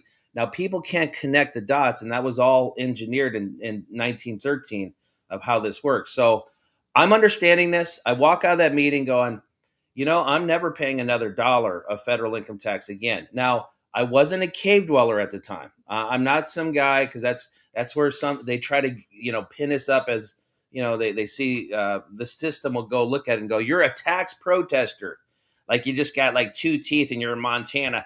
You ain't coming around here no more, right? No, I was a regular person, I'd like to say. I mean, God had favor on me. I fortunately was making about $1 million a year. We had a very successful business. And I did this with millions of dollars, walking cleanly away without any help, without any solutions other than the information I'm armed with. And then that set me kind of in the wilderness for years. Fortunately, one of the tools that I found right away is what we call this ministry, unincorporated associations. That's a legal entity you can set up. We help set them up these days as well. That's one of the tools. That's what I found right away. Because I was self-employed, fortunately, the way God allowed this to play out in my life is I moved all my assets out of your twin brother, your twin sister. I have a twin brother, so do you, called your social security number. Everything, and that's the first foundation we have to lay to realize this is all a game of legal fiction being played on us. People take it so serious, and I understand why. There's so much fear and assumption behind it. But once you step back and realize there isn't a thing in commerce that deals with you, and when I mean you, I mean like you pinch yourself, touch you. That's not you. That's not you. But it says my name on here. That's your legal fiction. That's you just need to know how to administrate it. You know how to work it. And so one of the things that I understood, fortunately, I was given foresight. If I set up these associations, I move all my assets off the grid. Dude, I had nothing. I went from every year filing my tax return. And when you sign that, that's a contract. When you sign that, what do you think is on that tax return? a number, a 9-digit number. We have a show. We have a show every day, 10 a.m. Anybody's 10 a.m. Pacific. It coincidentally, I think, ends when your show ends, right? Which is 1 p.m. Eastern. We do it every day, and we're on every day, and for 2 hours every day. I had a lady come on one time a few months ago. She's an accountant. We've had attorneys join our community, CPAs, people that are want to just know the truth and operate in the truth. This lady was a CPA, an accountant she said, for 35 years. I said, can I ask you a question? Was there ever a time, like, you help people with taxes, right? Over all the years? Yes. Was there ever a time you didn't put somebody's social security number on that form? No, of course not. Exactly. Because that's what this is about. That's a trust. It's a legal trust that was set up when you were born. And because it mirrors your name, that's the trick. You think that everything you do, you get your credit card from your car loans to your utility bills to your voter registration to your driver's license. It's all about your social security number. As it relates to liability, though, the key is to don't put that number into jeopardy. Don't put that under liability. And believe it or not, this is going to be one of the hardest things to throw out there to realize, people, that the federal income tax, when it was passed in 1913, only applies to federal workers. It's right there in the words. Federal income tax, federal jurisdiction of the District of Columbia. That's a foreign territory that was formed as a 10 square mile area that is not part of our 50 republic states. Federal income tax, federal government. Federal income tax, federal workers. If you don't work there, you don't live there, you have no business ever dealing with the federal income tax. And that was from 1913. Now, this is part of our weekly teachings. We teach this stuff. So as I'm moving in down the road of my journey, 2009, from 2009 to 2019, 10 full years, I did one thing great. I moved all my assets off the grid, which fortunately, again, I could do as being self-employed. But I cut and run. I just cut and run. I got those letters in the mail from the IRS because I stopped filing returns. I had a liability because I did not file 2008, 2009 returns. And I think I had some sale of stock, or I had some kind of investments that also mushroomed the non-reporting of it because I didn't fill it out. I just threw it away. I had people come on the show quite a bit that I haven't filed in 5 or 6 years. Praise God, that's awesome. That means you don't owe it because you didn't sign. That's how they get you. They sign under penalty of perjury. Is that, I want to stop right there because I want to get into the details of this. So the way I understand, and you can put if Everett's microphone is jiving with ours so we don't hear feedback, I want to bring Everett in too, because Everett agrees with you 100%. So he watches your show. I think he's known this for a long time. He tries to convince people. When I had my radio show, he would come on and say the same things, and he's self-employed. His wife was an IRS tax collector at one time, or prepared taxes. So my first question is it when you sign is it the W-2, W-4, whatever? If you sign those, that's when you make the contract with the federal government. Is that the way I understand it? If you don't sign those, then you're really not in the system. But once you sign those, you've created a contract with the federal government to pay those taxes. Is that step number one? That is step number one. For example, I have 2 daughters. I taught them these things when they turned 16. So when you get a civilian job somewhere, for me, it was Domino's Pizza. And I was back in 1987. Part of the packet the employer gives you is a W-4 form. And that's a federal form. They have no business giving you a federal form. Now, number one, you shouldn't sign it to begin with, but if you do, put exempt, because you are exempt. And the word exempt is on there. The 2026 forms actually have a checkbox for it. Check exempt, because you're not a federal worker. I mean, it's that kind of that dumb, actually. It's really, really dumb. If you were told up front, hey, if you sign it, if you don't sign it, okay, if you just sign it and don't put exempt, they're going to start taking money out of your check. And so they start just taking money out of check after check after check. And you don't know why. You're a youngster, no idea, don't question it. And at the end of the year, the W-2 comes in the mail and you're told, isn't that funny? They call it a return. You're going to get a return. A return of what? Not a return of anything they're giving you a value, because your earning power is small. It's designed that way. You didn't make much money. You're 16. And so you get a few $100s back, and you do what your dad did. You do what your father did, your mother did. You sign. When you sign that, you tell them that you're a federal worker through that form, and they treat you as one. Now, because my daughters, I have fantastic evidence on this. I show this on my shows. The IRS has an internal report that anybody can go. You could go and get yours right now, Rob. You can go to irs.gov, upload your ID, and you're just going to get your records from your Social Security account. Now, again, you're just the administrator of it. You're looking at just accounting. That's all this is. It shows your accounting of the last several years. You can go all the way back, I think, 20 years. But then there's a tax compliance report. It says whether you're compliant or non-compliant based on either you're filing on time, you paid everything that you agreed to on the form. Well, I have my daughter's reports, and they don't even have their name on them because they've never entered into the jurisdiction. I show this on my shows. I show the evidence of this. Now, I've never seen one without their name on it because my name's on mine, my on hers. And guess what it shows every year? No filing on return, and a filing is not required. 2025, 2024, 2023, every year for my daughters, and they're compliant. Now, how could they be compliant if they've never filed a tax return, never paid $1? How are they compliant? I'm curious. Because because it's all about their 9-digit number, and they're not accountable to file. So there's two issues at stake. One is the money being reported to the Social Security number for a given year. And that's why, again, I want to point back to me being self-employed. I'm able to use, from a self-employed standpoint, these associations that are not under the jurisdiction of the District of Columbia. And so I use them now. I haven't had $1. That's part of my PowerPoint. I was going to show you my own tax return. I don't have $1 being reported to my Social Security number since 2009. There hasn't been $1. There's nothing to collect. There's nothing to pay.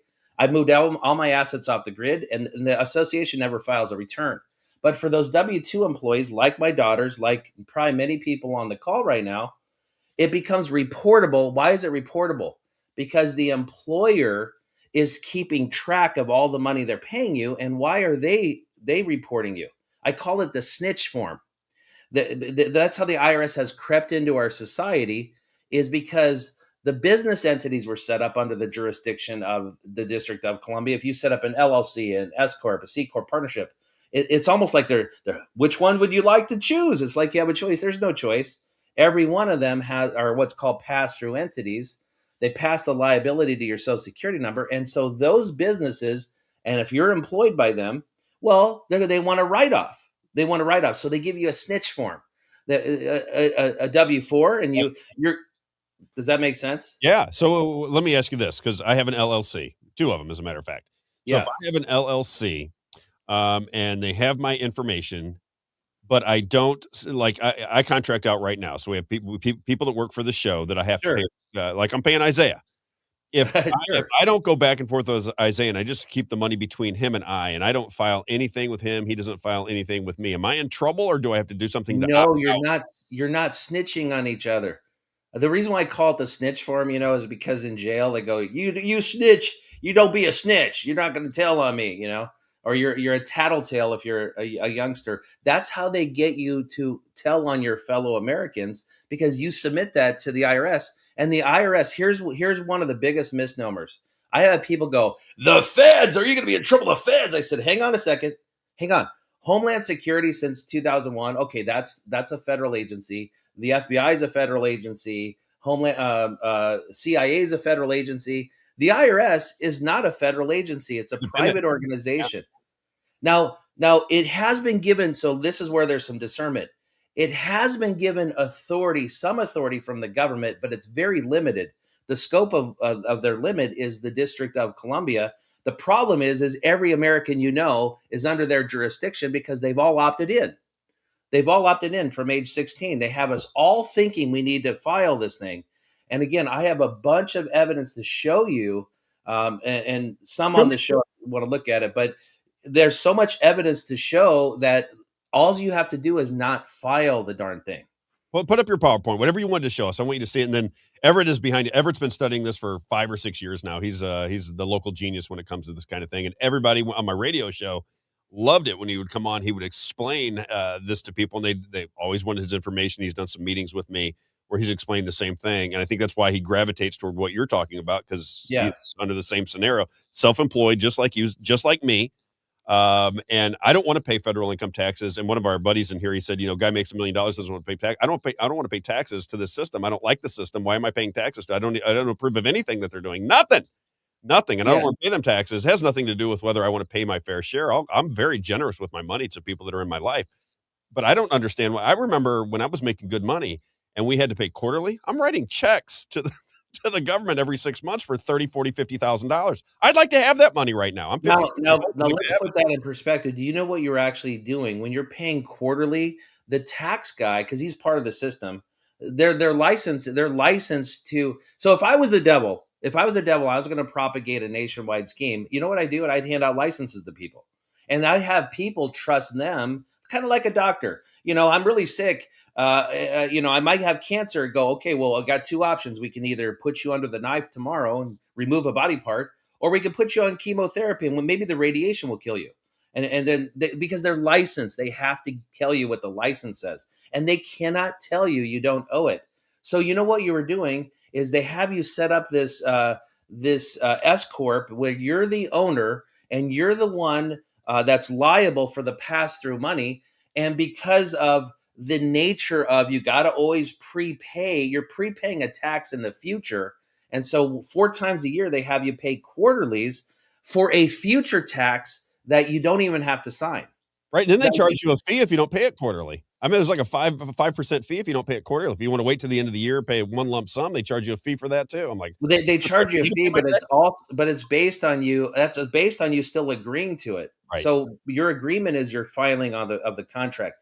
Now there are some people, doesn't happen often. There are some people that it's to their advantage to keep their LLC or S corp. And the creative thing about the association, you can use it in a multiple amount of ways. You can move the association as the owner.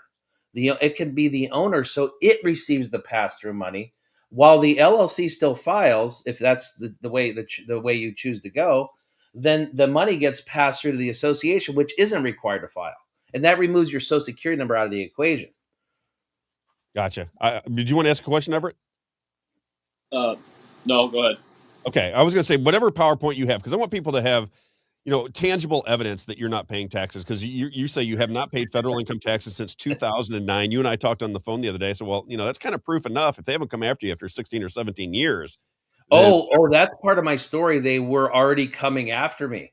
You see, that's the cool part. See, I have God allowed me to go through such a period of time. And maybe I do need to continue with just at least to this point, so you really understand the gravity of what I was facing. Because I didn't deal with my past liability, this is how we're able to help somebody either coming to us with old tax liability. And there's a lot of squeaky clean people, maybe like yourself, you've been filing, you just didn't know you didn't need to file. There's some people haven't filed in years. Some people did file, they actually filed and didn't pay the return. That is like the worst scenario. It's like you signed under penalty of perjury. I swear I owe that money. I do. And I didn't pay it. Now you're liable for it because you signed it, because you don't owe the tax until you sign the return. That's the crazy thing about it. So, I could go down that road for a while. But anyway, people come at different levels to us, and we can help them because of what I've been through. Is that I did have that old tax liability, and they continued. I knew they were just a debt collector. So in theory, I realized, look, this is no different than American Express talking to me. Hello, this is a debt collector attempting to collect the debt. Okay, hang up. But the difference is they have a little bit more power than the average debt collector, because at some point, it doesn't happen for quite a while. It takes 7 letters to throw it away. I go through the sequence. That's my Friday teachings. I teach something different every day. I teach something, what's happening when they send you a letter. And it'll amaze you that it's comical, actually, in their letter, what they're actually trying to let you know that they made a mistake in their letter. And it does apply to you because you didn't know the tax to begin with, but people don't know how to look at the letter. They don't know what they're accomplishing. And so I did the worst thing you could have done. Now I'm throwing that away. And so I threw it away. Every time I got it, the debt collectors kept coming. They call them revenue officers, but eventually they assigned it to the higher level guys. They're called special agents. And those guys they're a debt collector with a gun and a badge, a gun and a badge. That gets very intimidating. So they kept running this cycle on me for 10 years.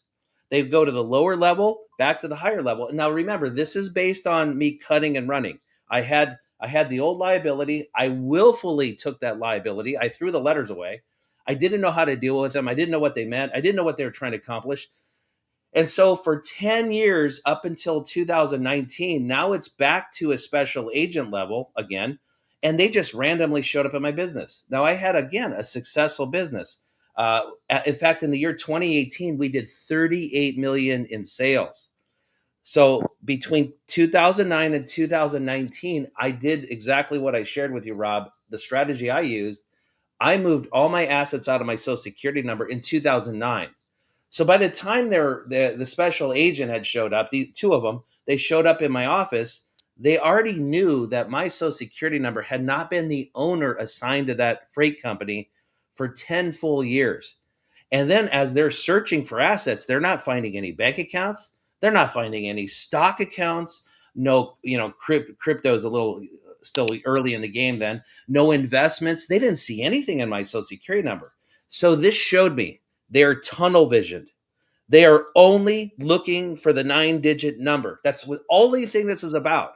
Now, I kind of mocked them a little bit. I said, hey, how much are you looking for? Why don't you add a tip for yourself? Put 100 grand on there. I don't know. Just add some extra. Why not? Because they couldn't find the assets. We are looking for a debt. Again, think of it like a credit card debt collector. This is an attempt to collect a debt. Is Mr. Carmichael there? No, he's not. He's never going to be here. Hang up the phone. Now You know what's interesting about that? I got to tell a story, right? Because it happened to me, and then I know Everett has a question, but this happened to me. It was about 2000 maybe 5 or 6.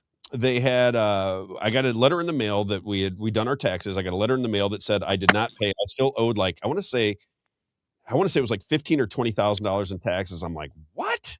I owe 15 or 20,000 more in taxes after we paid our taxes. Right. And it really had something to do with my ex-wife and I filing taxes. She had a business that she was using it as a write-off, and it had reached the 4th year. And apparently you can only write off losses for 3 years. And then the 4th year, she didn't know that. She wrote it off. They said we owed the money back.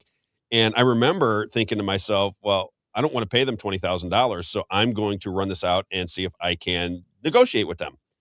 And I want to say it was like, it's just a long time ago. Let's say it was 15,000, the low end. Yeah, it was $15,000. I negotiated down to $8,000 over the course of about 6 weeks of talking to this IRS lady on the phone.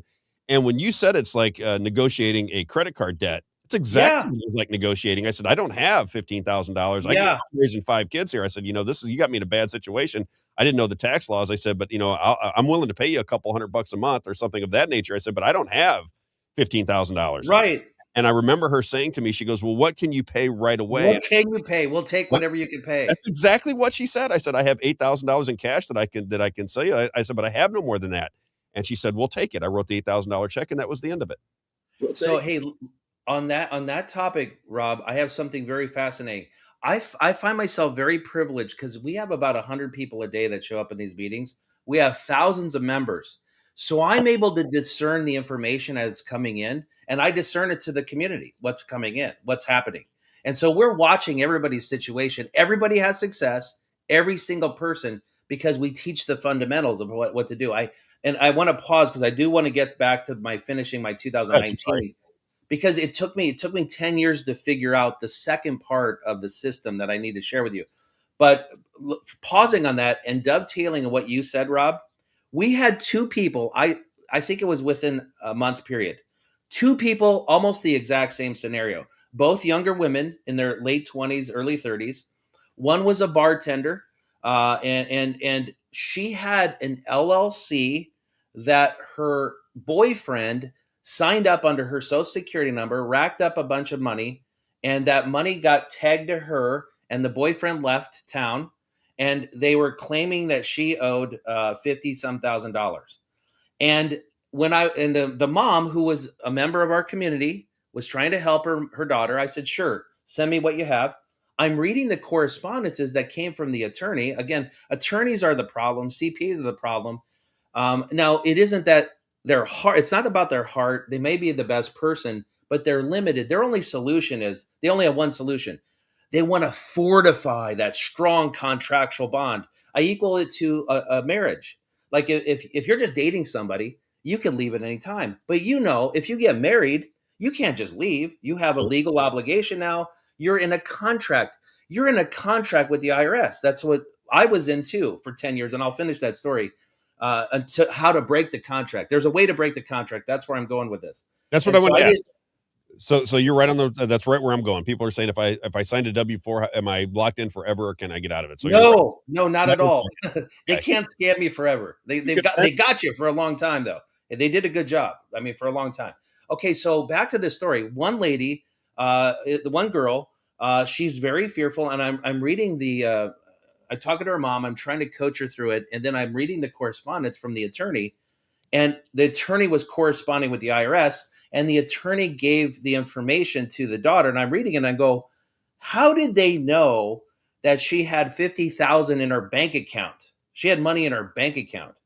So they would not let her off the hook because she voluntarily turned over her bank statements in this, whatever I need to do, right? And I said, but then another, like 10 months, or like a month later, there was another scenario, another lady who didn't have any assets, and she had 50,000. They moved her to uncollectible because they found out, hey, a good debt collector will try to sink their teeth into whatever money is out there. If they think they can get money, that's why they were on my case so much. They saw I lived in a $3 million house.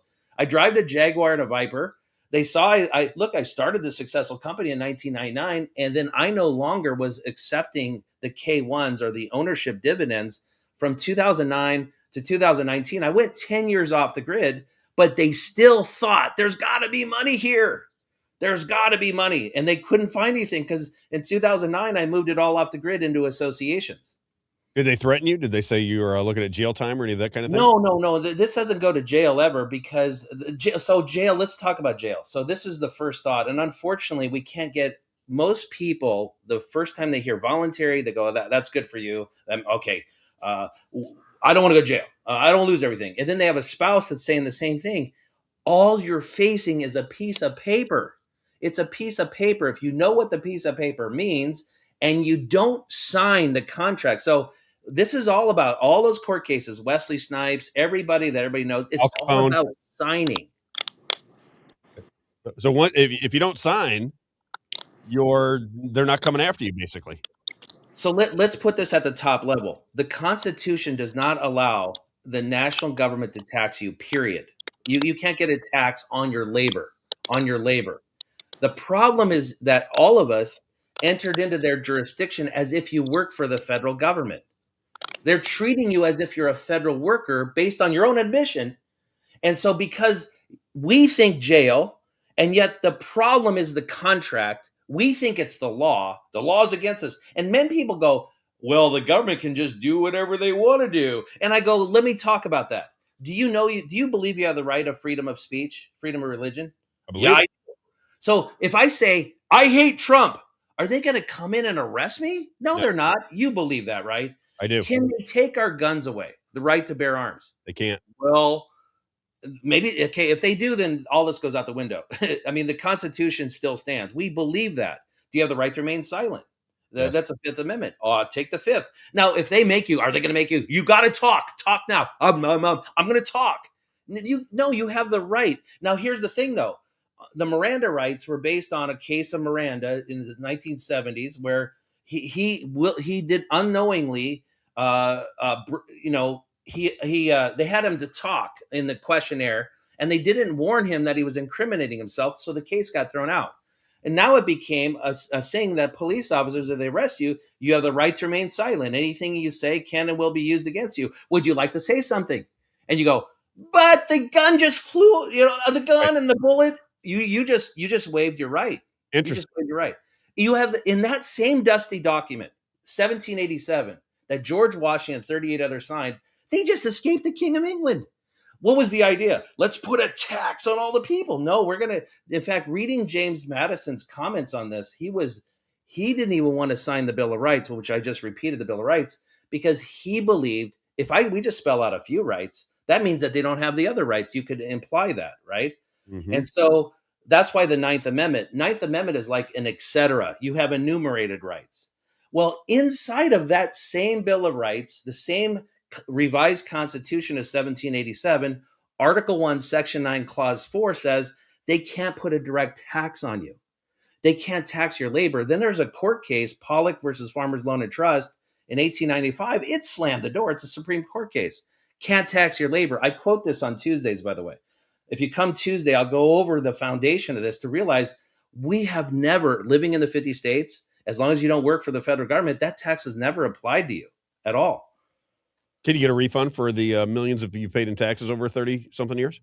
Well, if you do it the right way, there is a way to do it. Now let's talk about Wesley Snipes. Wesley Snipes did it the wrong way. And there's also a guy named Irwin Schiff who did it the wrong way. They did the opposite problems. They did opposite strategies of both, which is a big problem. They both signed tax returns. Wesley Snipes, he's like, and they use him as the poster child of tax protesters. And people don't see that the arguments all fall flat. I don't know the tax. You can't tax my labor. All those, it fell flat because the case wasn't about his arguments. It was about the contract. Like if you go to a court, a painting contract, the guy didn't pay me or he didn't do a good enough job. It isn't about what you say. It's about what's in writing. And so it was all about Wesley Snipes. He signed a tax return saying, you owe me $7.5 million. Now, they could prove by contract that they didn't know it because every year he kept signing the returns. So he filed an amendment trying to get $7.5 million back. His arguments fell flat because it was about the contract. Does that make sense? Yeah. Yeah. And so that's what it's all about. And so I guess can we run through one? I just like take a case. Yeah. Like, for example, the people in the chat are saying, okay, I'm an employee somewhere. I've already signed my W-4 for this year or W-2 or whatever they paid, whatever they signed this year. Can they go in at any time and say, or do they have to wait to the next year, for example? Can they go in and say, now I'm exempt and just go, I'm exempt from this point forward? How does the process work? If you're right in the middle of this, first time you're here, you've paid taxes the entire time, you don't want to pay federal income taxes or state income taxes for that matter, and now you see a light at the end of the tunnel. What is step number one? Now, give me like a 3 or 4 step process of what you would be teaching people to get them so they feel comfortable. Because my wife, I think I told you on the phone, I talked to my wife about this. She goes, no. You cause enough trouble in this world. I don't want IRS knocking on our door and taking you off to prison. We'll just pay the taxes. That's how she looked at it. And I said, if it were just me, if I didn't have to worry about my wife being stressed out over it, I wouldn't pay him. Yeah, I always offer somebody the opportunity to come into if you come in 1 week, Monday through Saturday, you listen to the teachings because we teach a different piece of the puzzle. See, I don't think that just one piece of the puzzle is big enough. It's like putting a puzzle together. In other words, if you're just told it's voluntary, that isn't enough to turn on most light bulbs. So that's why all 6 days with the entire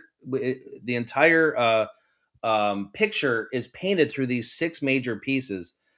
And a guy had a wife just like that, brought her in. By the third day, the third teaching is the conspiracy of the 16th Amendment. What they actually did to trick us to believe as a nation we owe the tax. That's on Wednesdays. She didn't make it past Wednesday. She says, okay, I believe now. Yeah, we've been deceived as a country. So it's all about information. You know that. My people are destroyed for a lack of information. That's right. A lack of knowledge. So with knowledge, you can overcome fear. But without that, normally people stand at the door of, this guy's crazy. He's been crazy my whole life, and I'm here to protect him. That was my wife's opinion of me, too. So I fought the same battle. It took me about 10 years to get her to understand that we're okay. In fact, we are way more okay now than we ever were. If you're a good taxpayer, you're always under duress, under threat. It's because you keep signing the returns. There's no liability when you don't sign them. So number one is to go in. Let's say you've got right now you go in, you change around your W-2 and you say I'm exempt. W-4, and you say I'm exempt moving forward. Yep. And then what is the process after that when it's tax time? What do you do under that? So I'm saying you're doing it right in the middle of the year. Right in the middle of the year, you make this decision. Yeah, so that's a good question. So my daughter's new husband, she got married 2 months ago. She's 23. He's 23, and he's a firefighter in San Diego. And so it was in the end of November when he finally came to the belief of this, and his, she's working for me now. My daughter's belief level went through the roof. I always did not let her file her tax return. She's like, Dad, can I just be like everybody else? I said, no, you don't want to be like everybody else. Do not sign that. And now she's the biggest advocate. She's able to teach people, I've never signed a return. We show her evidence. So her husband now, he was in the end of November, and he did the math. He figured he's going to get a return back. I said, then by all means, get your last return back, get your money back. So he continued. If everybody on the call realizes the money they're taking out of your check is all going forward to April of next year, and April of next year is based on, it's all about counting calendar year, January 1st to December 31st every year. That's all this is about, year after year after year.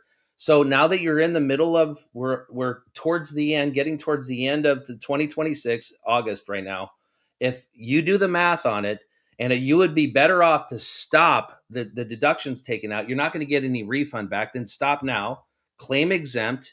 At least you're going to get your full paycheck for the rest of the year.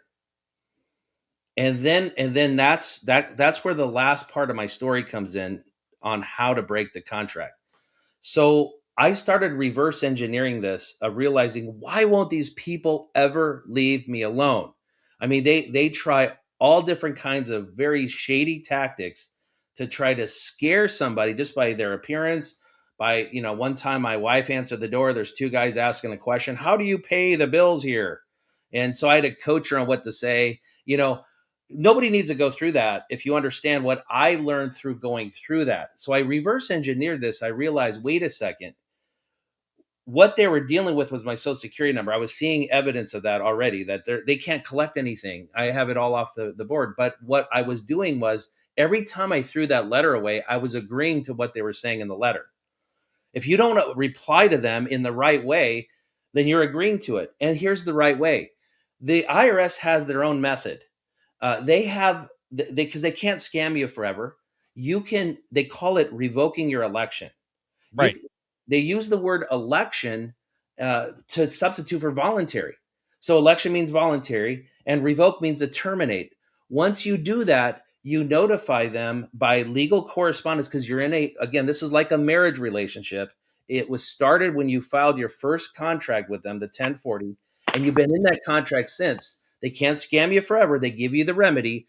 Once you mail it and you send it to them, and I have correspondences I go over in these teachings that to show you that the response we get the same letters, and the letter says, thank you for your inquiry. This office needs 60 days to process your request, they call it. Right there. Got it. I got it right here. That's what you through the whole thing. He's been explaining this to me. I think he gets irritated with me because I got two of them. I've got two of them. They came 60 days apart. The third one didn't come. That's their acquiescence to our authority. Yeah, that's right. If they do not give me that third letter, they're agreeing with what this letter. Yeah. My revocation of election that I sent to them prior to them sending me those letters. I told them what I was and I was not. That's what everybody don't understand, is you are not that thing. Basically, it's dealing with the IRS in Washington, D.C., the debt collector for an income only levied on the national government and your social security number. From birth, it's never been under their jurisdiction, like my daughters. As long as they never go to work for the federal government and they never sign that contract like we all did, they haven't yet, and they won't, they're never going to hear from them because they're not in a contractual relationship. The tax has never applied to them or us. The difference is we need to notify them and give them like a divorce decree is what it is. So it spells it out. By the way, the one that we prepare for people has the constitutional law, Supreme Court decisions, and the IRS's own statutes and codes that outline this, and they have to honor it. But what they have to do to prove that you're wrong is prove you work for the federal government. Now, how can they prove that if you don't work for the federal government? Good point. And now, Rob, just one last point on that. We have two letters from federal workers. One was a post office worker. The other was a retired military people. It's some of the evidence I show on my calls. Their letters are way different than Everett's letter. Way different. It actually says that they're a steward of the law. It says Congress has made them a steward of the law. They should lead by example. It says all this nonsense in there. They're non-compliant, all kinds of words that will never be in our letter. Really? Yeah. So I have these letters. So if you work for the federal government, you're going to get a different letter. You get a way different letter because they show you work for the federal government and the tax applies to you. I had an Army Ranger retired this past week tell me he hasn't paid taxes in 10 years because his superior told him when he got his tax refund not to cash it, which you normally sign your name, which is a contract. You're acquiescing, you're putting your authority on that piece of paper that says you're the agent for that thing. If you don't use that or do that, then and you don't cash that check from the federal government, then they have no recourse in you removing yourself from them. And how long have you been out of the system, Everett? Are you 6 years now? No, I started this 6 years. I sent my IRS letter back in 23. So it's been about 3 years for you. So it's revocation of election first, right? So you get a form for revocation of election. Is that right? I did. Yep. That's one of the things. Then you're going to get a letter that says you got to do something. Then you tell them who you are, that you're not associated with the system. You get another letter. And if they don't respond to that letter in a certain amount of time, the law says that they have agreed to your terms. Is that the way I understand? They have 30 days because it's a trust relationship. I teach this on Fridays. You have entered into a trust relationship. You made them the beneficiary of the trust is what's happening. Right. The beneficiary, if you know trust law, the beneficiary has the right to step in and administrate the trust if they can prove and give notice to the trustee, you ain't doing nothing. Since you're not doing anything, we're going to step in and do that. And they can do that after a sequence of 3 or 4 letters you don't respond to.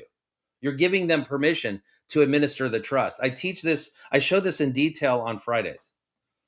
Very interesting. Now, this might be a good time. I think I'm gonna maybe we'll go to my PowerPoint on another day. I think it's more important to show you these letters. I got to show you this. Do you want me to show my screen? I'll share. Yeah. I'll share with you the hard evidence of how this works. Let's see. How do I share my screen? I'm fascinated by it because Everett's been on my case since I met him that I shouldn't be paying income taxes. He's very convinced. So have I got permission to share? My shirt says. Let me see. Yes, yeah, I got it here. Isaiah, there it is. Okay, so here I am. I'm 16 years old. Domino's Pizza. Looking good. I look like I know a lot, right? Yes. As a 16-year-old. We all think we do, right? That's when you could get a pizza for $4.99, by the way. and they paid me $4.50 an hour. I thought I was really doing well. And so let's see, how do I? Okay, so this was a federal form. I had no business signing it to begin with. Domino's had no business giving it to me. They're not a federal employer. And so that's, if somebody would have taught me to put exempt. Now let's look at the back of the form. Here's the back of this form. It's highlighted in yellow, circled in red. This is exactly what they're telling you. They tell it in their own forms and their own letters. We just don't know what they're saying. Exemption from withholding. You may claim exemption from withholding for 2025 if you meet both of the following conditions. Number 1, you had no federal income tax liability in 24, and you expect to have no federal income tax liability in 25. Now, for me, this would have said 1987 and 1988. And what is it saying? No federal income tax liability. What does that mean? I don't live in Washington, D.C., and I don't work for the federal government. Now, I had no liability at all. This is my first job. Do you see this? Yes. They tell you this. So you put exempt. Now, so what is the solution to this? I just needed somebody in my life, anybody in my life, somebody wise to go, you know what, son? Don't make an election. Now, a 16-year-old, by the way, I don't know how much impact our ministry is going to have on our generation, but we're already making a big impact on the next generation because we're teaching the kids, don't do anything, nothing. You're good. So if you have a grandkid, a grandson, granddaughter, daughter, son, when they turn 16, 17, 18, just don't have them invoke the jurisdiction of the federal government by signing that first 1040 form. And when they get that form, they would just not sign it and sign exempt, or they just wouldn't return it because your lawyer's going to drive you crazy to get the form back. That's true. And not all employers understand any of these things. So we help coach. And if you're if you're a member of ours, we help coach you through that. But it's not a harm to put exempt either. You could do that. It's fine. Put exempt as long as you don't sign the 1040. And the main goal is to not have any money taken out of your check, because who in their right mind would pay a tax they don't owe? Like if this was told to me fairly, right, at Domino's, okay, son, hey, congratulations on that job. We're paying you $4.50 an hour. And I do the math on it. That's what I should get paid, right? And I didn't do the math on it like none of us did. To go, I feel like I'm a little shorted here. What are these deductions? We don't question that. And so, but if somebody says, you know what? I tell you what, you have the option. You don't work for the federal government, so you don't owe this tax. But would you like to just take, I don't know, maybe a quarter of your money, a third of your money, and just donate it to the IRS? No, I'll pass on that. You know, if you had the choice, right? And so here's the answer. Like whatever is telling you, this is our 13-page affidavit that addresses this issue, and it turns them away completely. We see this even with people with old tax liability. It ceases all collection activity because you're pulling the rug out from underneath them. You're letting them know you're not a federal worker, and you're using the law. The law is actually on your side. It's not against you. Again, the problem is you're in a contract. It's not the law we're talking about. You are bound by under penalty of perjury. That's why they have you sign it. You know, I say this, Rob. I say, look, you ever go into a grocery store and you buy some bread, some butter, some milk, and the cashier goes, okay, that's going to be $12.10, but I have to have you sign this contract for sales tax. You got to sign. No, it just applies to you. You would think the income tax would work the same way, right? It just comes out of your check, or a bill just comes in the mail. You just got to pay. Really good point. That's a really good point. So you know why? You know why they would commit treason? And by the way, I hung that. That's the rest of my story. We'll finish. Maybe we can finish the show with the end of my story, because I addressed that debt collector with this. It took me 10 years to find this. And when I found this, I'm like, I can't wait to talk to that debt collector now. And I'll finish with that story. But here is the proof. This is the letter we all get right here. We all get one of these. And this is probably similar to what Everett got. He either gets the 90-day letter. That looked like maybe that's a 90-day letter. This is the 60-day letter. This office will contact you in 60 days. Now, 60 days comes and goes, and they don't contact you because they can't. What's happening is the IRS is, they get a lot of mail. There isn't a guy named Bob. Hey, Bob, did you open up the mail today? Why don't you respond to everybody? This is all automated. Because people think red flag, poking bears. There's somebody back there. They're going to get really mad at me. I get all this. Like, we have injected this kind of we have personified the IRS.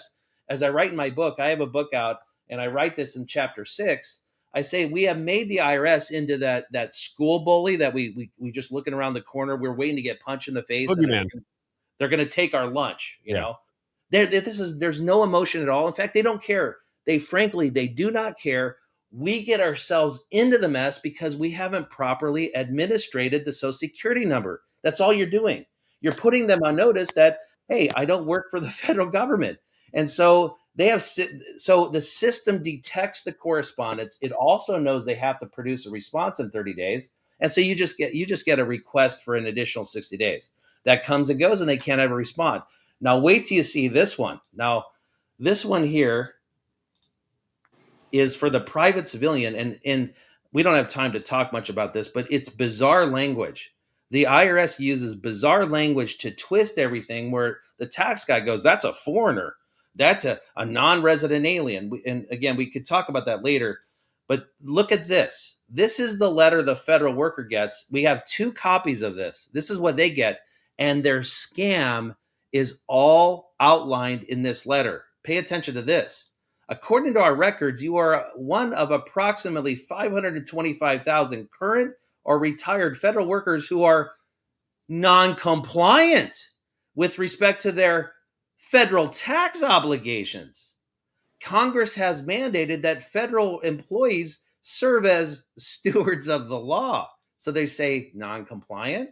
They're telling you federal tax obligations, and they're saying stewards of the law. Those words will never be in our letter because we are not non-compliant. We're not a federal tax obligations, and we have not been a steward of the law like the federal worker is. Do you see this? How powerful this letter is? And so the compliance report, let me share this one with you. This is the database, Rob, that I shared with you that you can go in and look at your own account yourself, whether you're compliant or not.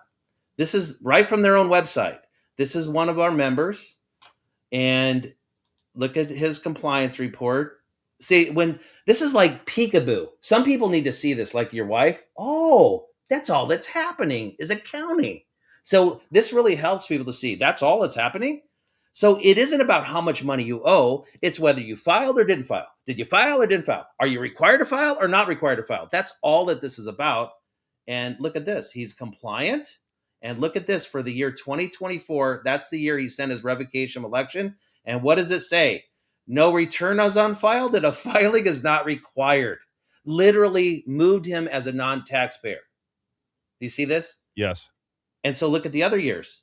Return was on file. Return was timely filed. Return was timely filed. Return was timely filed. And look at this. IRS tax records don't show any unpaid federal income. And IRS tax records don't show any late payments. Now, look at this. They also show your transcripts. Every year they show the money that was received by you, but not by you, your Social Security number. This is all about the Social Security number. How do I find this? You go to irs.gov. You're going to have to upload your ID. Do not be concerned about that. Some people go, I don't want to give the government. Look, they have to do this for privacy reasons. You upload your ID. You can access your own account. And then what am I looking for when I get through it? So I go to irs.gov. And then what do I type in a search? Here's what I'll do. After this screen, I'll log into my own account. I'll show it to you. Okay. Is it? Do I just look up a compliance report? Is that what I'm searching? Well, no, I'll go live. I'll go live on the irs.gov right now. Okay. I'll log in right after this screen. Okay. And I'll show you where to go. Okay.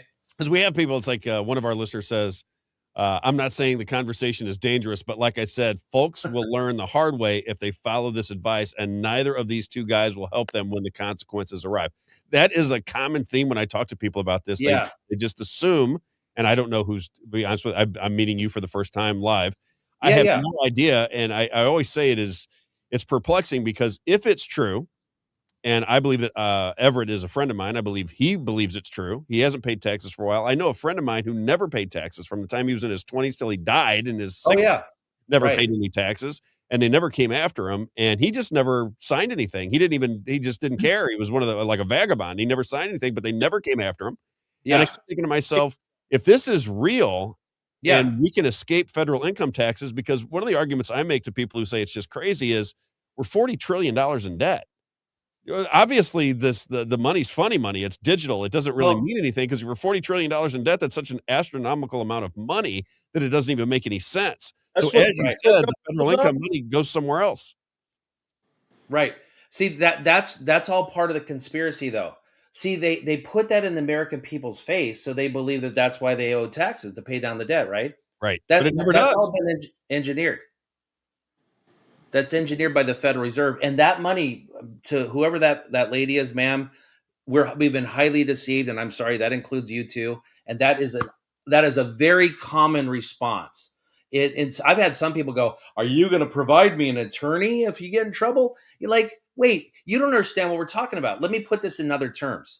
Let's say that you travel across the border to Mexico, and you tip over some taco stands. And they're really mad at you. They're like, you owe all this money. And then you go over the border and you're facing them on the other side of the border. Are they going to really come and collect from you? And are you going to say, what are they going to do if you follow this guy's advice? The taco people are going to come after you. They're in Mexico. They're in Mexico. You're going to be able to sleep at night if you understand jurisdiction. The tax, again, was only over the District of Columbia. They have everybody fear-bound. Like the only jail that exists is somebody's mind.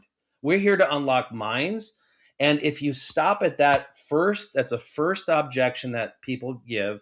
If you stop right there and stop your learning, then you're going to be completely in jail of your own mind, because this tax was only levied on the District of Columbia for this reason, so the bankers get your money. So if you stand for righteousness. And you think there's a greater cause than yourself, it has to be greater than yourself, usually, to overcome that initial fear, to realize, I need to study this. Don't believe me. Don't believe Everett. Don't believe anything on the show. In fact, we give you Joe Bannister. He's an ex-IRS agent. He's going to tell you these things. We got books about it. He's got a report about it. We've got so much evidence. I guarantee anybody on this call, if they were to sit in all 6 of these lessons, that one lady I told you about, she was a big skeptic. She was just like that comment. On day 3, she says, okay, yeah, we've been really deceived. It's about unlocking the mind. That's the jail that we're in.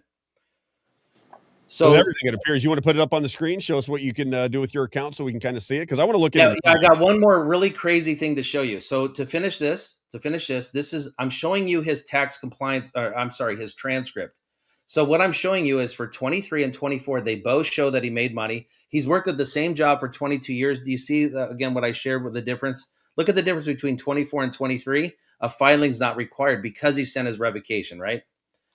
Now look at this. This is my daughter's tax compliance report. I'm going to show you mine in a minute. I'm going to go back real quick back to this guy. Do you see his name is on here? Top left. His name is on there. I don't know if I can see it, but it could be my eyes.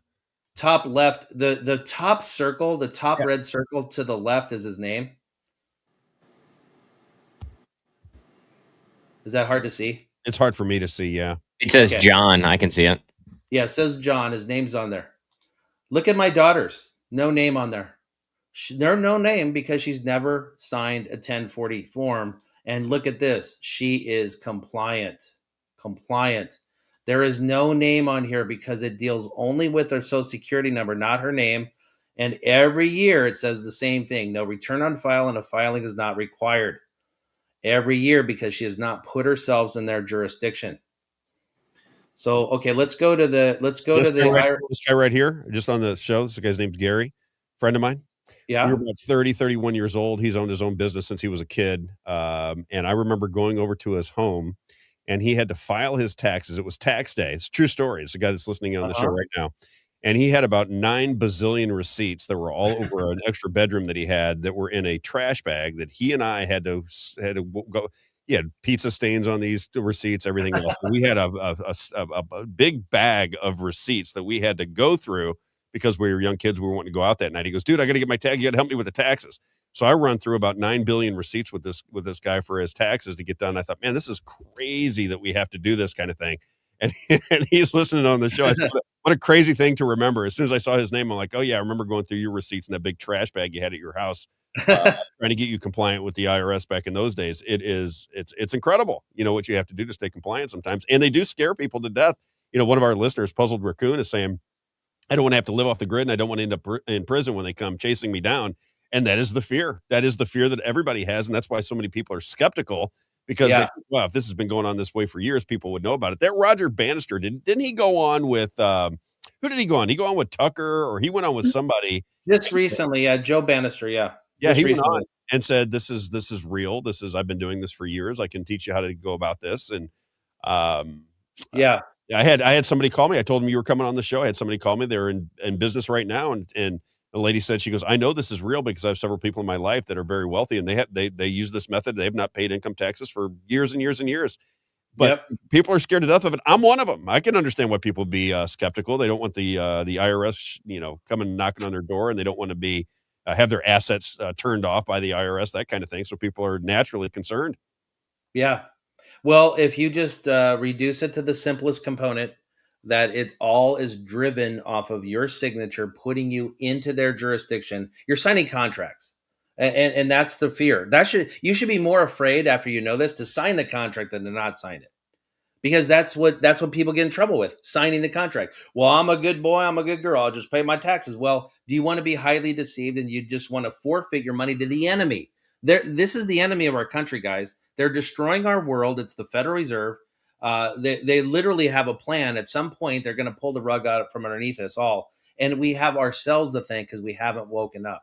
I agree. I say the root of all evil is the Federal Reserve. I've talked about that on my show for many, many years. What is the reasoning that none of our elected representatives come clean with this? There has to be somebody that's aware of it. It has to be brought to their attention at some level. Nobody tells you about it. What, Everett, did you say something? Marjorie Taylor Greene is bringing it to you. She is. Yeah.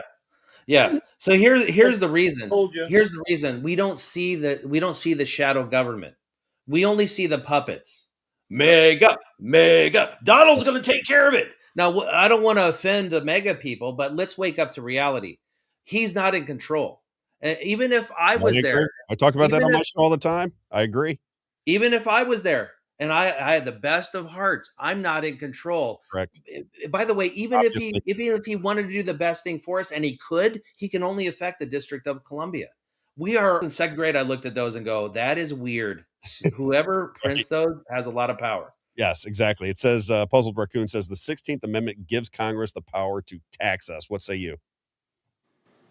Okay, you got to read it in context. It says without apportionment, which means it's a direct tax. That's against the Constitution. And it says several states. That's the trick. Several states does not mean the 50 states. It means Washington, D.C. So that is true, sir. But it's a tax, again, only on the District of Columbia and income from people that are either living there or working for the District of Columbia. That is true. All right. Kirk, I got to bring you back on, man. I want to have you on once again. We'll get a bunch of questions from the audience prepared for you. I want to give an introduction. Where'd you go? I don't know. Did you lose him, Isaiah? I guess so. I guess we lost him. I think he probably did that on accident. So Yeah. we'll have him back on the show. I'm very curious about this because I believe it to be true. Everett, anything you want to add to that? Because I know your wife. How long did your wife was in the was an accountant for a tax company? How long did she do that? She worked for 3 different CPAs over the 30 years she worked. Did he come back on? There he is. Yeah, there he is. I just want to say, everything he says is in the 5,000-page IRS manual. You know, it's not. This isn't rocket science. You know, I've been showing this book. Everybody needs to read this book. What's the name of that book? Occupation of Planet Earth. It tells you all of these things that Kirk was just saying there. It tells you how we got here. That we are in Admiralty law, and you have to get yourself out of Admiralty law and back onto the land. The You know what's land interesting? gave us. You and I went down, we met our friend Steven, and I did not know these things were real. And he was showing me books from back in the 30s, 40s. There was a big discussion amongst our government as to whether licenses and fees were even constitutional. I had no idea that was a big argument that this country had at one time before I was ever born or knew what was going on. And originally, I guess they said that licenses and fees were unconstitutional, and then they made them constitutional. There's a license and a fee for everything that you can think of. If I want to change the stairway on my deck, I got to get a permit from the government, which I always tell them to screw off. But nonetheless, you're supposed to get these. You're asking permission for their administration. Yeah, that's what everything's about. They have you by the right by the and neck. you know what's interesting about that is I've told this story. Yeah, Did God tell you to do these things? Right. And I told this story before, Everett. Somebody take dominion over the air, the water, and the land. On that note, somebody wants insurance. If you get in trouble, these guys aren't going to be there for you. They need an attorney. We want an insurance on everything in life. That's what faith is about. You're going to have to take a step of faith. If this is true, I assure you it is, guys. If that's holding you back, just take a step of faith, because information ain't going to cost you anything. Right. Information is going to unlock your mind. When you put the puzzle together, it's going to take you a while. I know human psychology. I've been teaching this full time for 4 years. And for the most part of 17 years, been sharing it with family and friends. Full time, we have thousands of members. If you come on these calls, we're there 2 hours a day. The first 45 minutes is a teaching, and we're going to teach a different subject matter. Unlock your mind.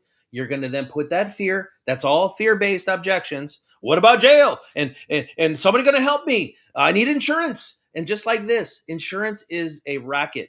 They would insure the air you breathe if they could believe that you needed to insure it. I think I make a joke. I said they've taxed everything. The last thing they haven't taxed is a tax. And then we were going through something the other day and the guy that was on the show he goes, really, it's just a tax on tax. And I said, I've been joking about that for years. The only thing they left to tax is the taxes themselves. How do people find you? If people want to watch your show a little bit later on this morning, it'd be 1 o'clock, 10 o'clock Pacific time. How do they tune in and watch what you have to say? Our next one, we're live by a great day to come today. It's the history of American income tax on Tuesdays. They can go to unincorporatedAssociations.com. It's going to have a countdown of how much time till the next meeting, which is by now about 45 minutes from now. But you can show up every day. If it's not today, you could show up any day. We're there Monday through Saturday, 2 hours every day. go to unincorporatedassociations.com. No cost. You just go in and check it out and make your own No. decisions. No, in fact, this is a teaching ministry. Some people are like, what are they selling? We're selling you the truth. If you can't buy it, you don't want to buy the truth, and then we have nothing for you, because that's all we're doing. And we have a team of people. We have a team of 15 people that are all trained to help walk people by the hand on a one-on-one basis to understand these things. There it is. That's it right there. Unincorporatedassociations.com. You started about 45 minutes, 1 o'clock Eastern time, 12 noon Central Daylight Time, and 10 o'clock Pacific Time. Kirk, I'm going to have you back on. I want to continue to run this out because I'm fascinated by it. I would assume everybody is interested in it. They just don't know whether to believe it or not, because everybody thinks they're getting scammed at some level, and I certainly understand why. So we'll run you through the, if we can have you back on, we'll continue to ask questions, and we'll figure out over time whether you guys are right and we're all crazy, and if this is a scheme from the very beginning, which would not surprise. The more I understand about our government, the more I recognize a lot of scams going on. We talk about COVID on the show all the time. Big scam from the very beginning.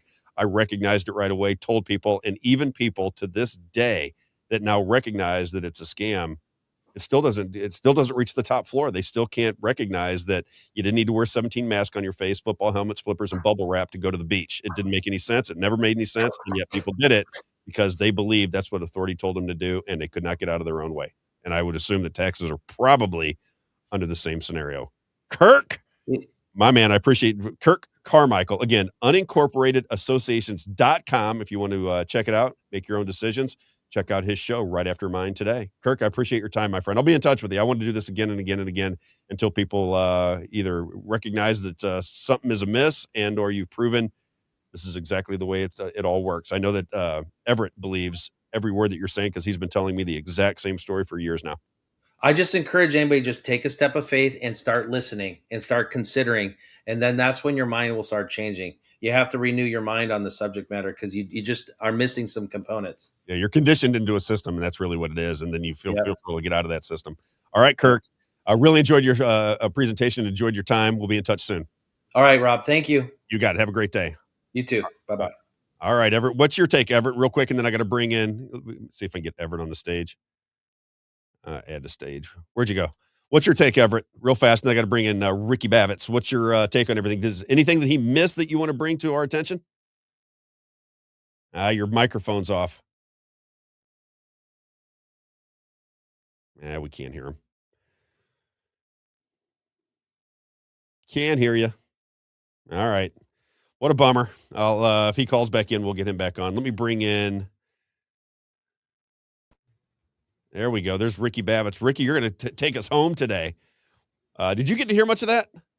I got to hear the tail end. I mean, the idea of changing your mind is something I live by with the things that we've been taught or the things that we've seen or were being shown. What is your take on all that? So he's basically saying the same thing as Everett, that if you basically sign a pact with the government when you sign your W-4 that says you have to pay these income taxes. He claims that the way the law is written is you don't pay federal income taxes unless you work on federal land or work for the federal government, that it's all been kind of a ruse, that once we sign that contract, now we're paying, we get conditioned to pay it, and it's just a big scam. You don't have to pay it, and you can remove yourself from that system and not pay federal income taxes, which I would imagine I would say probably 80% of the audience goes, there's just no way that can be true. Let me see if I can bring Everett back in here because I see him. Everett, try to talk. No, can't hear him. Yeah, I've had a few long conversations with Everett about that. So it's, kind of where I reside is that idea that not everything that I think is true. So when would I want to know the truth? And so I ask people a lot of the time, if something you thought was true was not true, when would you want to know? And something I've been doing for almost 30 years in my practice with finance, and it applies to everything with history and all of these things. And as I've gotten to know Everett, I would say it takes a lot of courage for him to do what he's doing, for anybody to do that, I think. But as it starts to unfold, I truly believe, I'm very optimistic about where we are as a country right now. And you see good things coming. You said that last week. You said, I'm very excited about where the future's going. I definitely I think there are more and more people involved in what's going on in the world. And I think look at that election that we had just last week. 80% 80% of the people voted against the two things that, I mean, again, in my best interest, if we don't have a state tax, income tax, but that wasn't the right way to do it. And 80% of the people voted against it, which Can you is believe that? amazing. Have you ever seen anything in recent memory that was voted down 80-20? I can't even imagine. No, I've not seen anything like that. Phenomenal. In California, we had, it's been since the 1970s. They had the Prop 13. So it was reducing or fixing property taxes at 1.25%. And so if you can imagine only having a 1.25% property tax, again, I don't believe that we should have any property tax, but in the context of that state, that's part of the reason why the values have gone up so explosively over the years. It's because they've fixed that property tax. So you could own $1 million property and you have to pay $12,500 in tax a year, right? That's not a lot of tax compared, right, to other states with 4 and 5%. And so that tax artificially suppresses value. But now in the last 8 to 10 years, the very extreme government that's supermajority in California, the opposite supermajority that we have here. Not that it matters that much, but the idea that the government would come in and say, we're going to repeal that. And now you have people who live in legacy properties. When they bought the property, they had their taxes real low. If all of a sudden, if you took the top off of that, and they're talking about raising it to 4%. So if you quadruple their taxes, I'm getting a little bit of a that might be the background with Everett. Turn there that he off. is. Yeah, you got a background going on, Everett. I want Everett to finish up because we didn't get to finish the last deal. Everett, can you hear me? I can, yeah.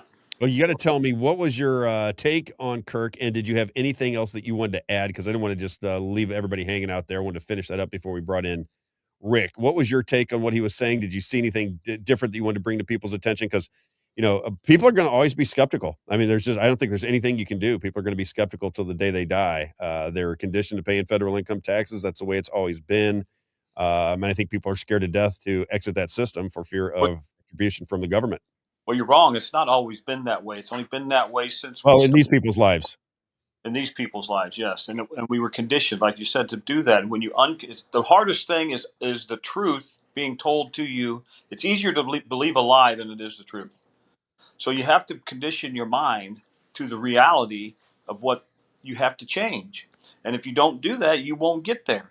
So to Rick's point, the state tax that we pay, or the federal tax that we pay for income, is the voluntary thing.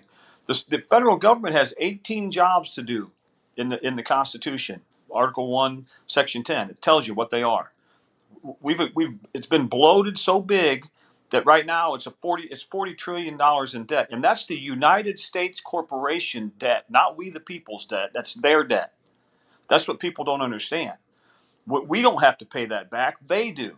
And they is the corporation of the United States. We are the Republic of America. That's why I got this shirt on. I am what I am. I am not that corporate thing that Kirk has been talking about the whole time. And you are not that corporate thing. You only represent it. And when you figure out what office you want to operate in and what you want to do with it, then you'll figure out that everything they've been telling you is a lie. You have to operate yourself and steward yourself in different roles throughout it within this government entity called the United States. And when you can bring yourself out of that and put yourself in the private and only use that corporate fiction character when needed through a trust, the trust does everything, not your name anymore. Your name is being retired. I'm retiring my name out of the public. That's what I'm doing. So I would suggest everyone take the time and go watch Kirk's his lives every day, Monday through Saturday. You know, we've done it. My kids have done this. My business is in this. It's it's real. It's not a fiction. Yeah, it's crazy because somebody that's related to the show, that's exactly what she told me. I was talking to her either yesterday or the day before, and she said she was going to listen in today.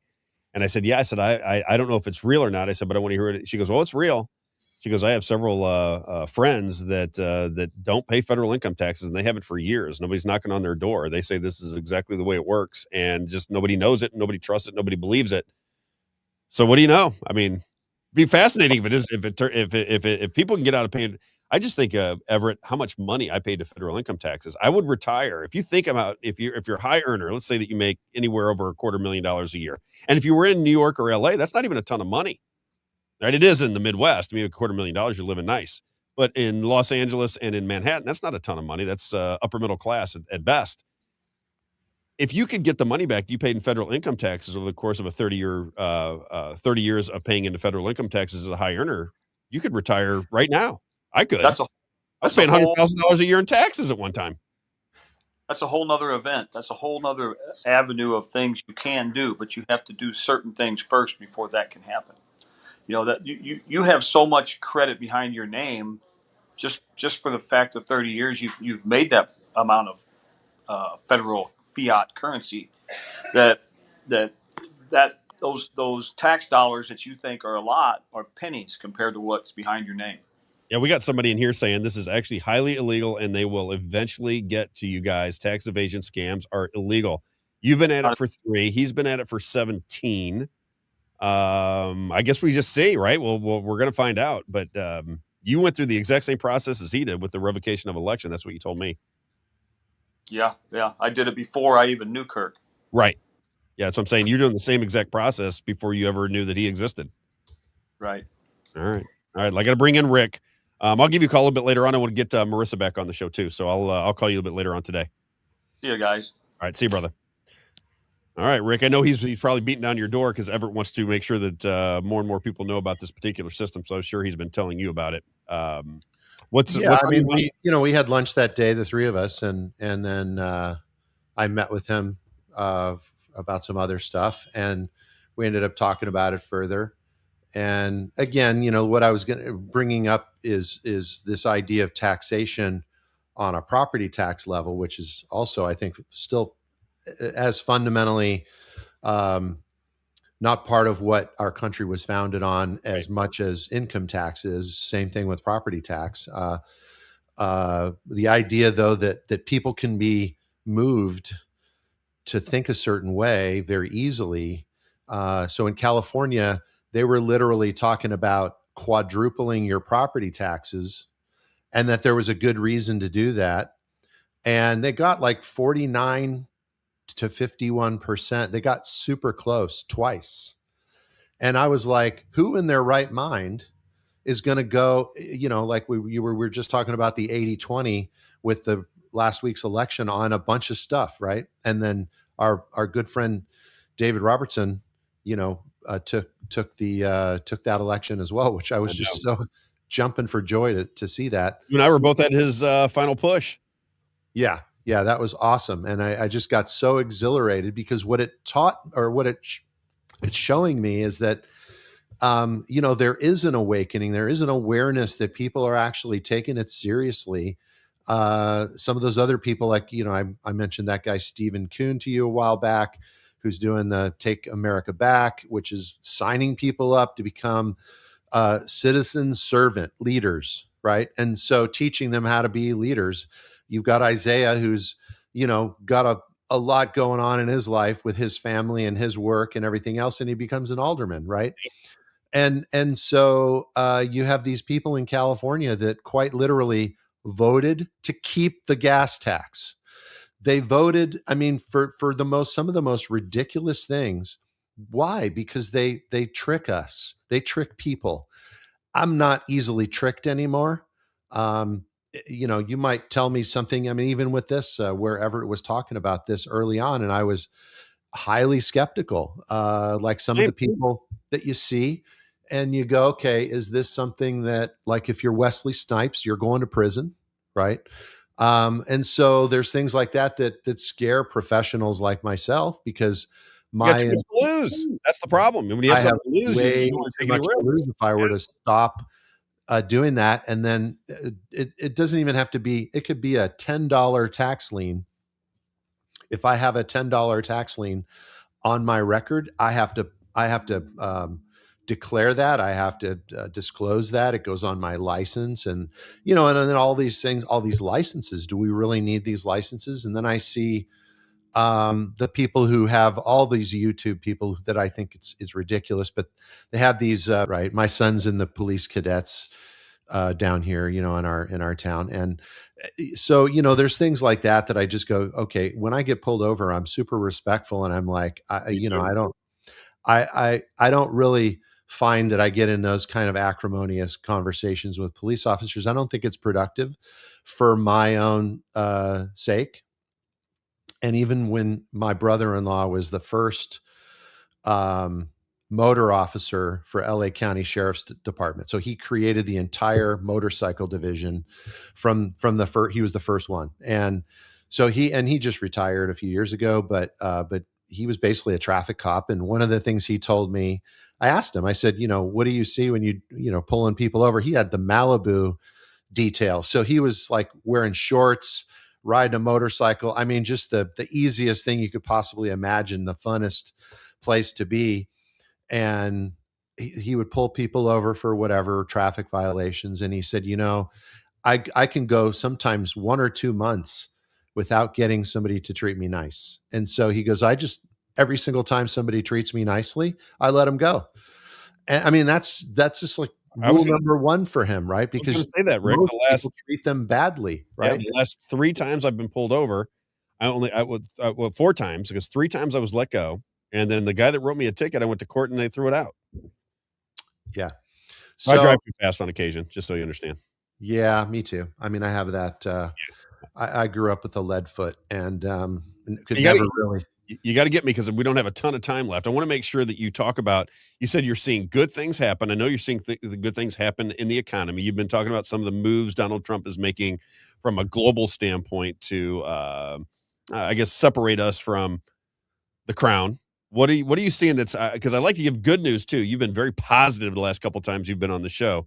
What are you seeing? What good news do you have to report, that kind of situation? Let's make everybody happy today, since they're not paying income taxes anymore. I think that people have a lot of people are very nervous about stable coin. They think it's similar to, when Biden, was in office, it was the CBDC, which was digital currency. Right. There was no difference with CBDC and what we've been doing with City of London. It's basically turning it into a digital dollar, which is based on debt. And so part of the sovereignty that we see people pushing back on, like Everett and like the other guest, I forget his name, but Kirk. So when you have people pushing in different areas like that, and then all of a sudden now you have a mosaic of people that are pushing. And I go by first principles, so that's where you have to break things. These are very complex circumstances, and so you have to break things down when we're talking about different things happening geopolitically. The first thing I do is look at the map. I mean, literally the first thing. So you get a bigger picture, right? And so when you start to look at the structure of what we've had all this time, at least in our lifetimes and in many generations, and I kind of mark that 1881 as year zero. I think 2025 would be the next year zero, but moving in a different direction, in a positive direction, I believe. So when we start to look at those pivot points, let's call them, and we break them down based on first principles. So we try to look at the basics and go and get away from the assumptions that we make and look at what's actually being done. And so all of the things that we look at, if we pull up maps and we go, what's the story with Greenland? What's the story with China? What's the story with Russia? And what's all this thing about the Japanese yen? Right. And we don't understand it all because it's, unless you're a bond trader, it's extremely complicated to understand even the treasuries that the federal government uses as a savings tool or as a way to earn a little bit of return, right? And then we sell those worldwide. And so just in a very simple way to understand what we've been doing is we have the Federal Reserve issues money. They print money. And for every single dollar that is printed, that is counted as a liability. That is a debt instrument. You look on the front, and it said this, is good for all debts, public and private. Right? It says right on your dollar bill. That has not always been that way either. Like Everett was saying, there's some certain things that haven't always been like that. Well, it wasn't always like that here with our money. And so as we start to understand what happens within the Federal Reserve and with the Treasury, and right now you have this battle that's going on between the Fed and the Treasury. And really, I'm looking at Scott Bessent as let's say the general. And who did he pick? I mean, Trump didn't pick Kevin Warsh. Scott Bessent picked Kevin Warsh to be into the as the federal chairman, right? And Trump said, "Okay, tell me who you want," and he said, "That's the guy," and they put him in there. Even though Trump wanted rates to be lowered, understand that it's really about repurposing the Federal Reserve because it's super hard to get rid of something that's already been there for many years. But if we can change what's going on inside of it, and in this case too, the money system, if we can change the plumbing, if we can change the structure, if we can get these things to actually function in a different way, then we're actually on the right track. I'm going to pull something up here. So Sue says, I 100% agree. I think Trump with warp speed stopped that. People don't know what he really did. He saw what was coming in 2000 or in 2026, tried to subvert it as much as possible. Just my take. I think that when we look back again, I'm going to use Roosevelt. Some people have, I think this is one of those parts of history where Roosevelt's legacy was purposefully ruined by the people that came right after him, right after he died, to make it out to be something that it wasn't, right? So if we go back to what he was actually doing, we can see different things. But if we think about all of these things and we look at, like I'm going to pull up this diagram and you guys, I don't have to show it to you guys if you want to, I can put it up here. But if we look at the ways that, Roosevelt had 4 terms, they interrupted his last term. One of the things that I've seen people talk about is that a president needs more than 2 terms. The Russians have said for many years, Putin has said, we can't really trust the United States because presidents come and go and nothing ever changes. Right. Right. And Roosevelt in 3 terms accomplished so much. And then what did they do? They replaced his vice president before that or during that last convention. They put in the guy they wanted to succeed him. And then he dies mysteriously. No autopsy. I'm not going to go any further than that with that, but a lot of people suspect some weird stuff that was happening. There was a coup against him, and there was an assassination attempt as well. The Democratic National Committee hated his guts, and the bankers hated his guts. And they spent the last 50, 60 years actually undoing all of the things that he did, right?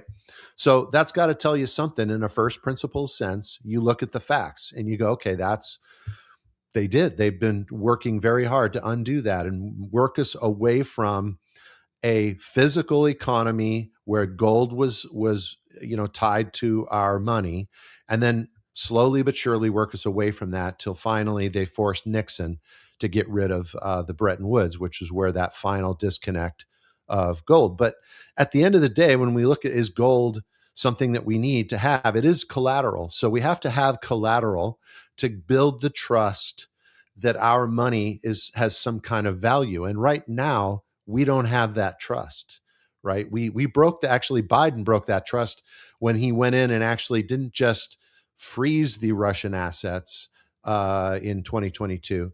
They actually stole them.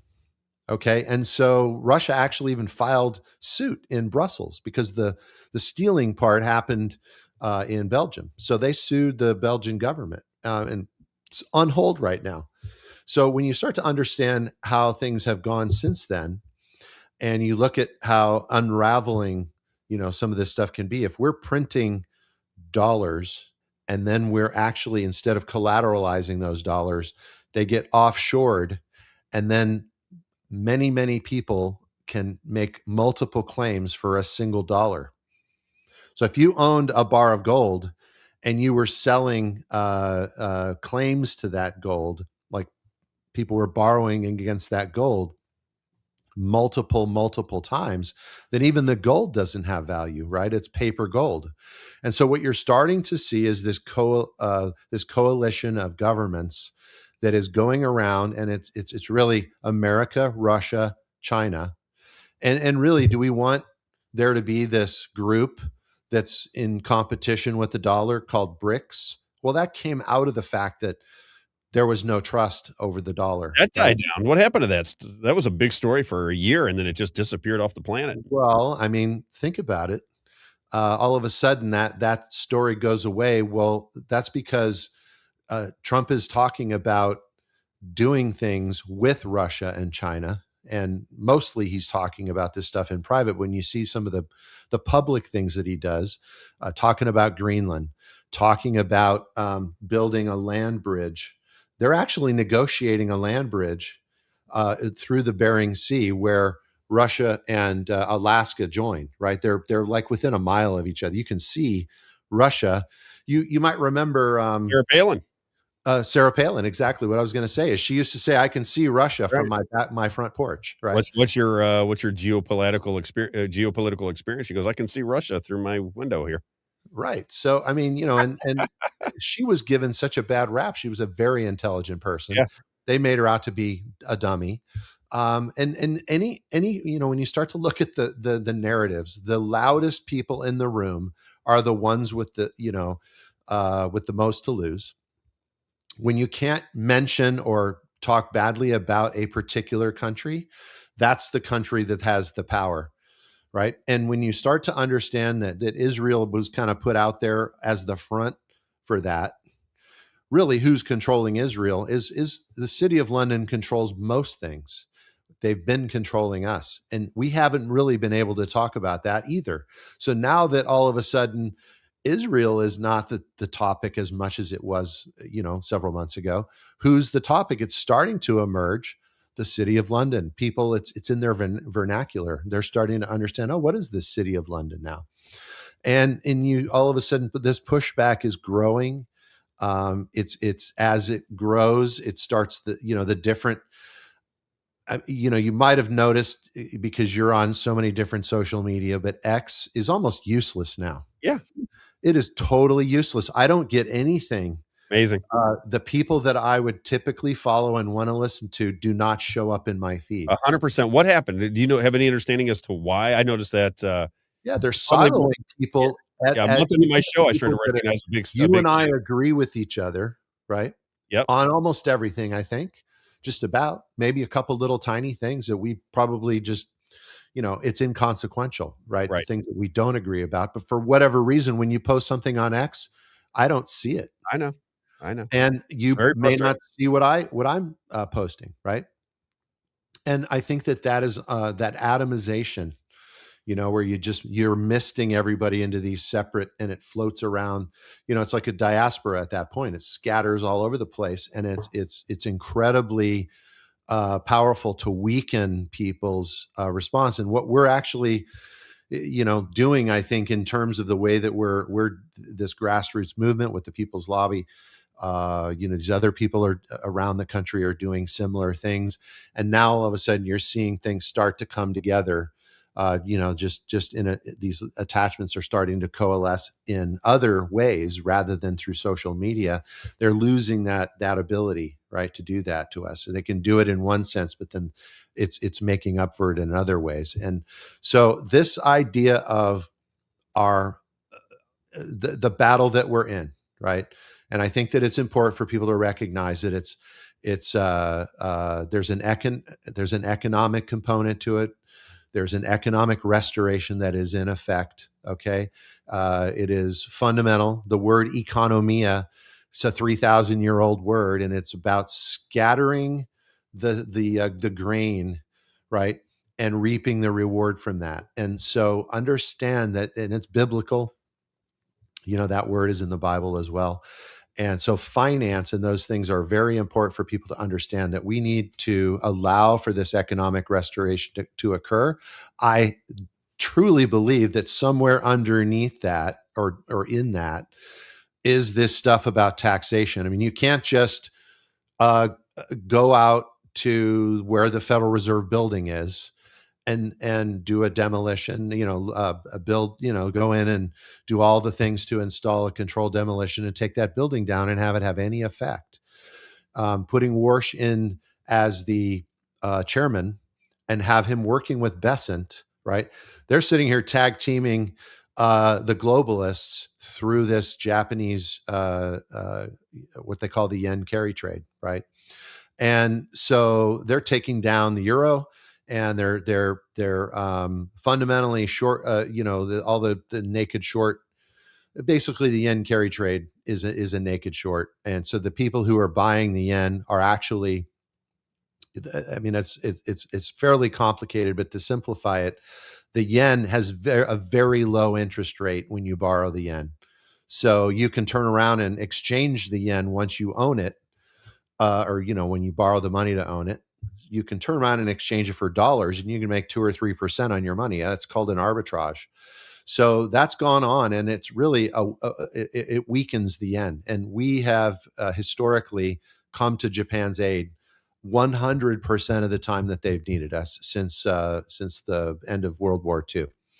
And so through the rescue, I mean, it's really a bad word to say that word rescue, but it's really we come in and we strengthen the yen. Well, what's interesting about that is if you strengthen the yen, right, it actually narrows the margin of the people that are trying to make that arbitrage, because we build up the cost, the value of the yen. And even when we use, like for instance, the idea of treasuries, and people get really upset, like, oh yeah, they're gonna dump all their treasuries. Well, that actually helps us because it makes the dollar worth a little bit less.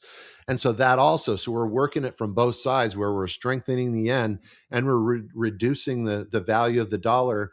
And it makes it so that those people who are trying to benefit from that don't get the benefit that they're looking for. And in some cases, we can even potentially pull the rug, where, if you think of a naked short, GameStop was a good example, where people met that short and those people had to actually come up with the money. Well, if you've been borrowing the money to do that and you can't make good on that debt, then you actually lose tremendous amounts of money. So what we're seeing is an exercise in strengthening areas between countries that can then, as a coalition, and I'm going to call it, America, Russia, China, instead of BRICS, right? So I've heard somebody call it ARC now.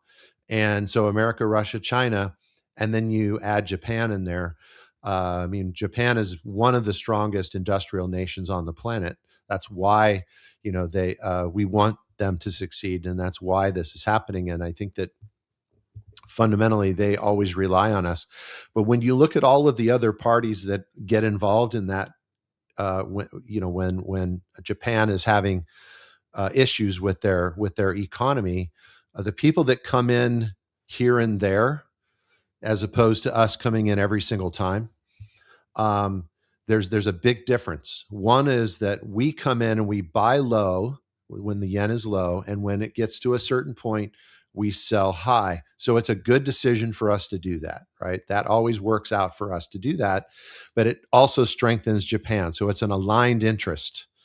The other parties who do not come in 100% of the time, if you look at when they do come in, 100% of the time they're coming in to short the yen, which is actually a conflict. In other words, they're coming in to benefit at Japan's expense. And so this is really and this is a pattern you can see all the way through every single one of these interventions. So what do we do? What do we do, Rick? I heard the story because I heard Donald Trump responding to us giving some, I guess, money to Japan. What was the amount? What was the story behind that? Because I was going to ask you, and you're referring to it, but I don't know if people know the background of it. We just did something to help out Japan. He was asking about that in a press conference. We just bought their currency. What do we do? We bought their currency.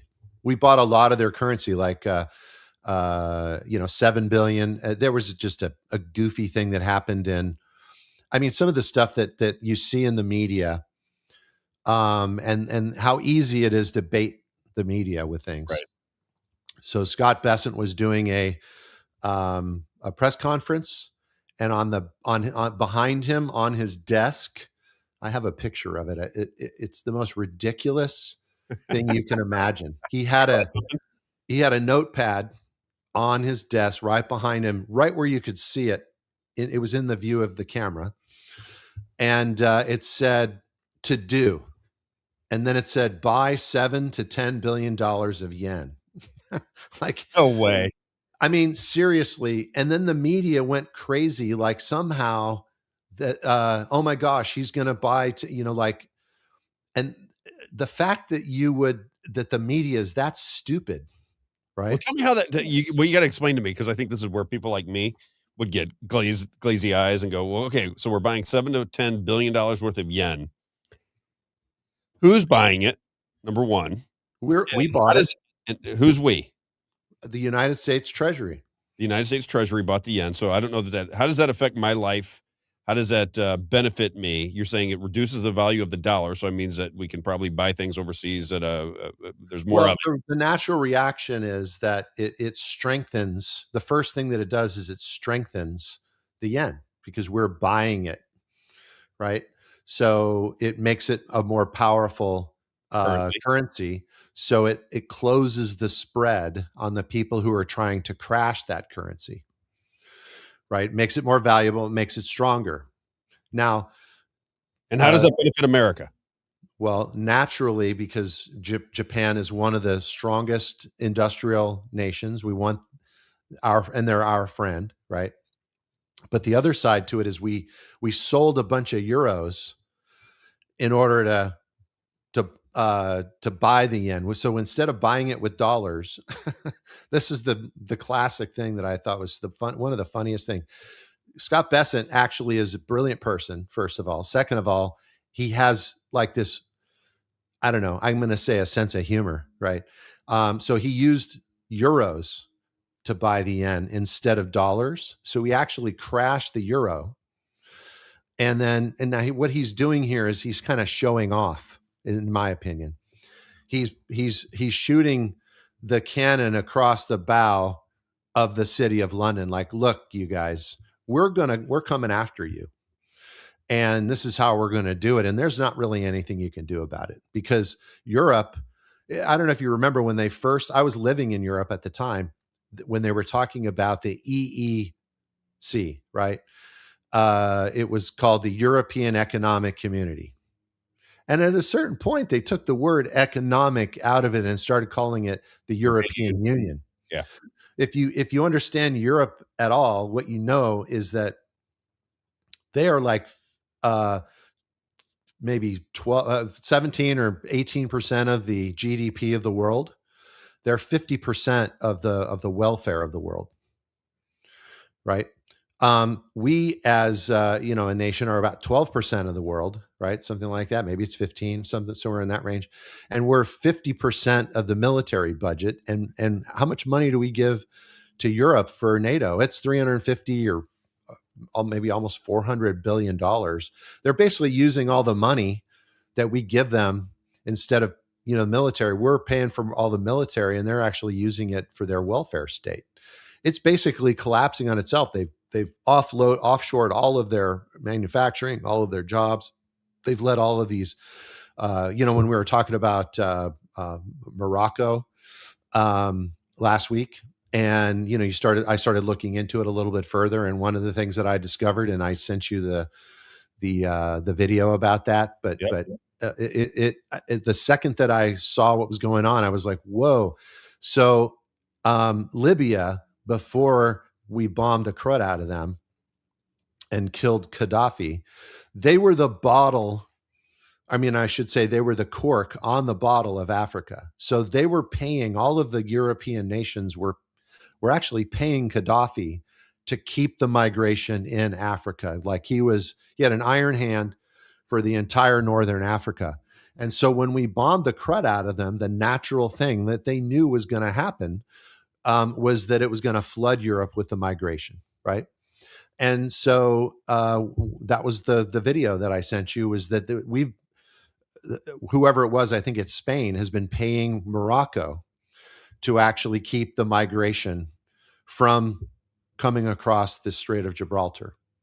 And it's nowhere near as much as what we were paying Gaddafi. It's like $150 million that we were paying for that. But when you understand that's like buying protection or whatever, right? So Europe is literally collapsing on itself. And the fact that we're withdrawing our troops, we are literally, I think NATO is pretty much over. I think that you'll see, and when we start looking at the things that we would want, we would say we want Trump to do, and we want to get out of wars and things like that. And people are upset that, he got into a war, right? That and I was upset too. And I was very troubled, but I also know that I go, okay, wait a second. What's really going on is my first question, not, oh my gosh, I can't believe we went into a war. I want to know what's going on before I form and get entrenched in some kind of a belief. Right. I'm going to, go back to first principles and start to try to understand what's going on. And so the extent of that war, it's actually there's a bunch of stuff. When we look at not just the fracturing of NATO, but what else did it do? It completely froze. It threw a wet blanket over the top of the Ukraine war. So it's smothering that war. So it's sitting there dying of hypoxia right now, right? It is not able to continue. They can't really manufacture. They don't have any money. They don't have any people. They don't have any men left. They probably lost 1 million people men, right, from their population, plus all the people that left. Right. And so from that perspective, and then he's gone around and he's developed. Do you know that the main reason that Russia originally sold Alaska to the United States, which was like it's right after the Civil War, the Tsar of Russia sold us Alaska. Do you know why? They didn't want Britain to get it. Britain was moving across Canada, and they were going to get to Alaska, and so the Tsar sold us at like nothing for nothing. They sold us Alaska. And if you look at the map, what is Trump doing? He's building an energy. He's like redoing the plumbing and all of those choke points too. When we were looking at the Strait of Malacca, and we're looking at the Strait of Hormuz, and we're looking at the Panama Canal and all of these things, and I started thinking, okay, is he doing that to hurt China? I don't think so, actually. It took me a while to come to the conclusion that, in fact, he's doing it to help the United States and China, but to get rid of the influence that the European Union has on energy. All those choke points were being controlled by the city of London. And what he's doing is now he's engaging Russia. We're gonna basically build an energy pipeline across directly to you, so you don't need to buy energy from the Middle East. You're going to buy it from the United States. China, same thing. You don't need the energy out of the Middle East, because you're going to get it from us. Meanwhile, he's trying to create an economic renaissance inside of the Middle East with all of his, the Abraham Accords and with the Board of Peace. If you look at all of those nations, he's trying to, what is he doing? There's carrots and sticks. And so he's coming to, the Arab world and saying, look, you guys have been in the dark ages for centuries. And look, I'm here to offer you an economic miracle that can turn everything here into, he's bringing nuclear plants to do desalination, which is borrowing from what Eisenhower wanted to do. He's reinvigorating the manufacturing, and he's doing it everywhere. So instead of just the American system, which is built on that idea, I don't think it's purely American system, because there's some things he's not doing exactly the same. But the idea of manufacturing in general, which produces valuable labor, right? Keynesian economics squishes down labor. And that's how come we offshored all the labor, right? Because it was like, you want to minimize the value of your labor. And so that's why we've seen decades and decades where our labor force's wages were not keeping up with the economics, with inflation, things like that. And so you can't have that. Otherwise you get people that are very unhappy. I think in the context of having happy pursuits of happiness and prosperity and things like that, that we really was the declaration that was made for our country at the very beginning.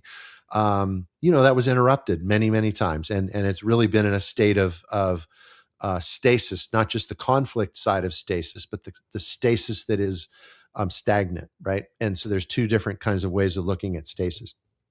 And we've been in that, like, haven't been growing, we haven't been doing anything. So that form of stasis, and then we are increasing the level of conflict internally. And that's been directly resulting from the control of the money system. And that's where we get to stablecoin is actually different than CBDC, and it's different than our current dollar system in that it will be tied back to an asset-based form of currency, which is what BRICS was doing. BRICS wanted it backed by a commodity. That's what they were talking about doing. Yeah, and so I think that what Trump is saying, like, look, you can't countries that don't have an integrated bond market and don't have a lot to, there's lots and lots of currencies.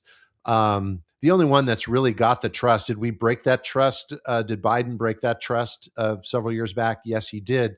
But it wasn't long enough where now Trump can come in and say, look, we're going to fix that. We're not going to do that to you guys again.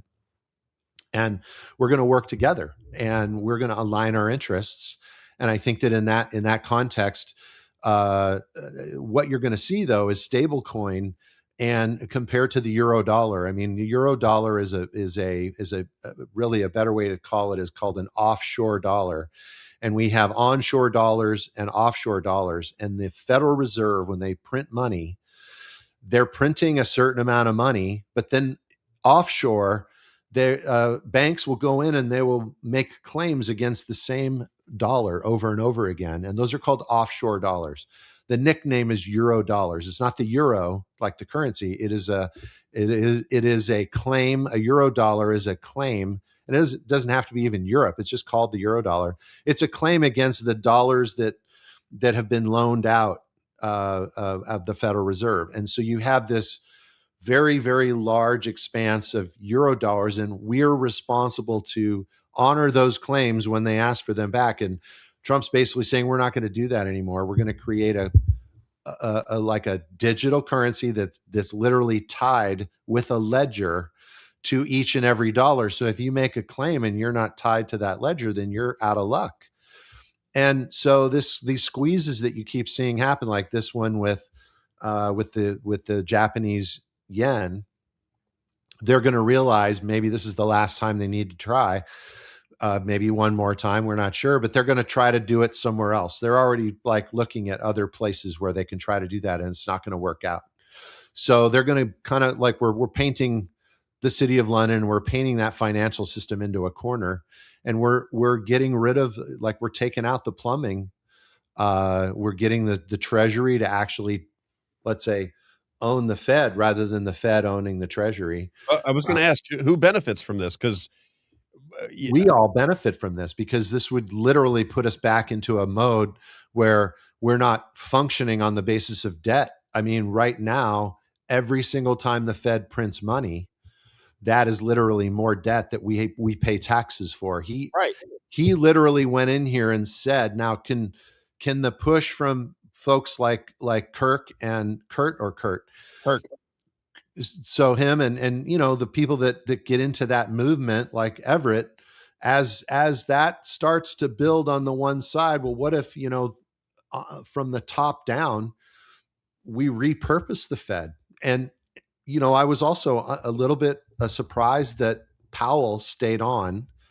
That's the first time that a chairman has stayed on as a governor after he stepped down as the chairman. First time ever in 120 years, right? So you go, okay, if that's the first time ever, is he doing that to undermine Kevin Warsh? And then if you start to study, again, you got to always go back to the basics, first principles, study Powell for a little bit and understand his ideology and what has he said in the past and what he's talked about. He's named certain previous Fed chairman that he would like to be remembered as like somebody like this. And the gist of his statements really indicate that he wants to be considered the person who was part of the transition. Okay, that's pretty interesting. So in other words, is that what he said? Yeah, that's well, I mean, I'm going to say yes. He said, I want to be considered like Paul Volcker. And Paul Volcker was the one that said, I want to be considered like a transitionist, right? Okay. I got some questions for you, though, because you got a bunch of questions. Let me just finish this really quick, because the idea is probably that Powell is more likely there to actually move the room because everybody at the Fed is against Kevin Warsh. And so Powell's there to maybe move, you know, as a to try to help Kevin Warsh rather than to hurt him. And when I started to understand it from that perspective, I'm going, that makes more sense to me. And that makes a mountain of success for his own legacy as well. So you try to look for the aligned interests and where it helps somebody. And then it goes with what they've said in the past. Go ahead. Okay. So I was going to ask you, a lot of people asking questions. You fascinate me, your knowledge of these things. So sometimes I got to just slow it down and make sense of it all. First question I had when you were talking about that, Bernanke, when he was the Fed chair, was Bernanke a Keynesian? Because remember, Bernanke was the one who basically said we're going to monetize the debt.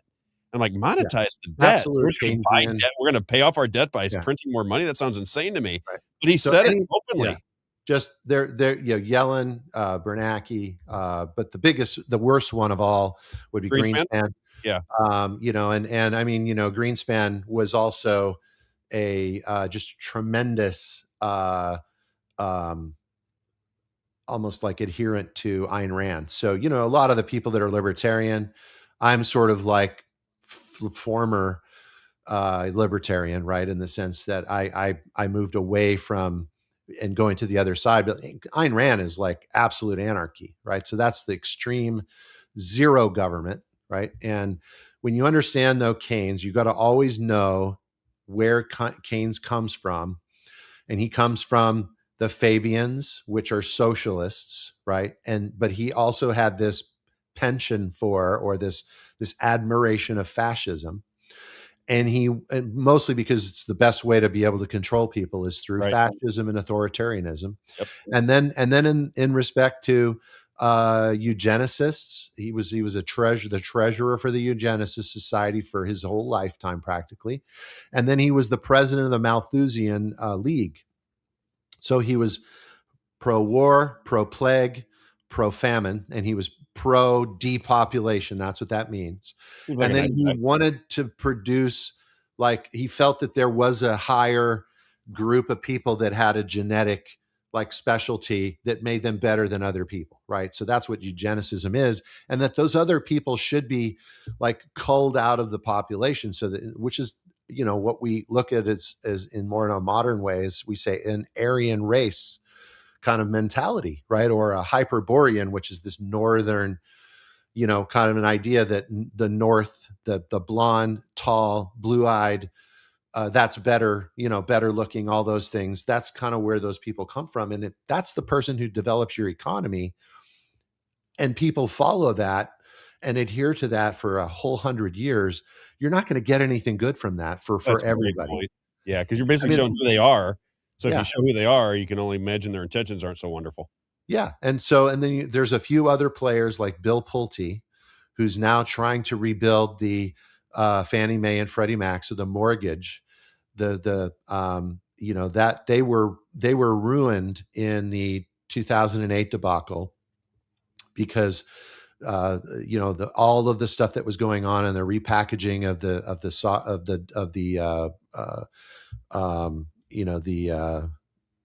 mortgage-backed securities and all of those things, that kind of ruined our mortgage interest infrastructure, which has really been controlled by the city of London as well. So there's been some things where people are like, why did he pick that guy?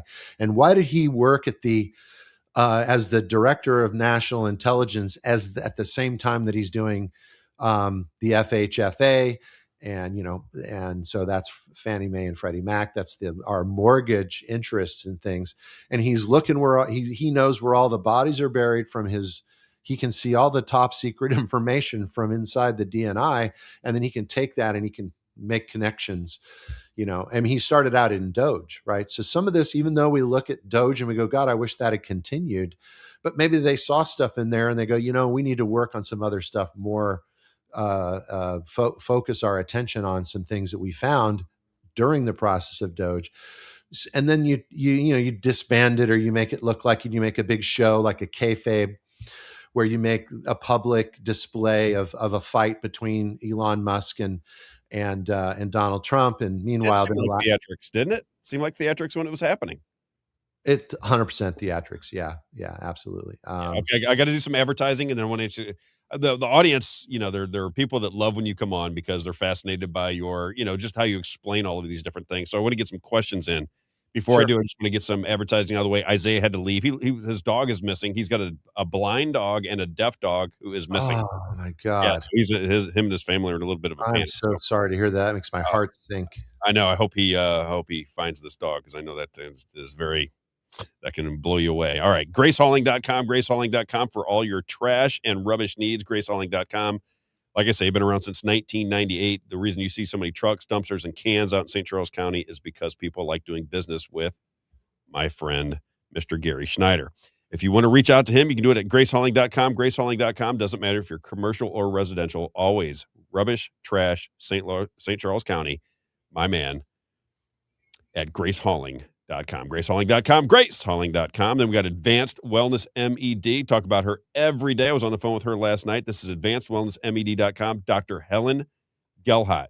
As she likes to tell me, feel, think, look better, and live longer. This is our doctor. So if you are somebody that knows a family member or a friend suffering from Alzheimer's or dementia, and I've had 3 or 4 people already reach out to me, just friends that hear the show going, I got a friend, or I got a mother-in-law, I got somebody that's suffering from dementia or Alzheimer's. That is a call you got to make, and you got to make it quick. 314-576-0094. She has techniques that reverse the symptoms of Alzheimer's and dementia. So if the mind is starting to slip and you're like, I'm getting a little confused, I don't know if I can drive anymore, starting to panic just a little bit, reach out, work through those techniques with Dr. Helen Gelhot, and you can reclaim your mind. 314-576-0094. She has the earliest cancer detection test available on the market, and they pre-screen for heart attacks and strokes. As I say, anything that can kill you, she specializes in, and she's not associated with any hospital administration, so she does it the way it's supposed to be done, where care for patients is job number 1. Dr. Helen Gelhot, 314-576-0094. Then we got Rat Custom Coatings. I should be showing the pictures of Rat Custom Coatings, but that's our good friend Rich McQuay, been around since 2001. We showed the pictures yesterday. You cannot imagine what you could do with your garage, basement, industrial spaces, retail spaces, hangars, schools, what he can do, and the amount of artwork that he can do on your flooring for a fraction of the price. You got to get a hold. If you're somebody who wants to put new flooring on your garage or your basement, or if you're somebody who makes decisions on industrial spaces, if you make decisions on schooling, hangars, you got to check this out. Rich McQuay, like I said, been around since 2001, 25 years. RAK, R-A-K, customcoatings.com, R-A-K, customcoatings.com. And then everybody got to see Everett Jones. He wants everybody to stop paying their taxes and do it the proper way. JonesWater.com, been around for a long, long time, been a big supporter of me all the way back to the radio days and now in the podcast days. JonesWater.com, 636-899-1040. If you're drinking tap water in the year 2026, I suggest you pay attention to what I'm getting ready to tell you. Water and air is fundamental to your health. And if you have dirty air and dirty water in your home, odds are you're going to have some illnesses. You're going to have skin issues. You're going to have respiratory issues. You're going to have all kinds of issues. You must have clean air and clean water in your home, especially for your kids and your grandparents.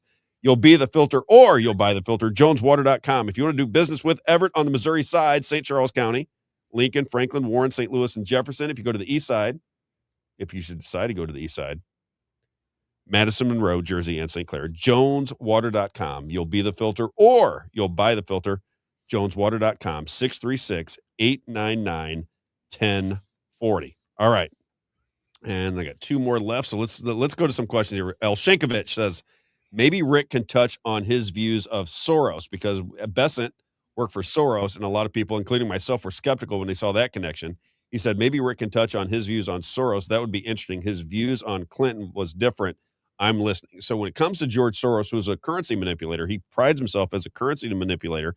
And then you see Scott Bessent working in the past for George Soros, and now you see him playing with currencies again, maybe this time for the good. Maybe he knows what's going on so he can work for the good. What's your take on Scott Bessent working for George Soros?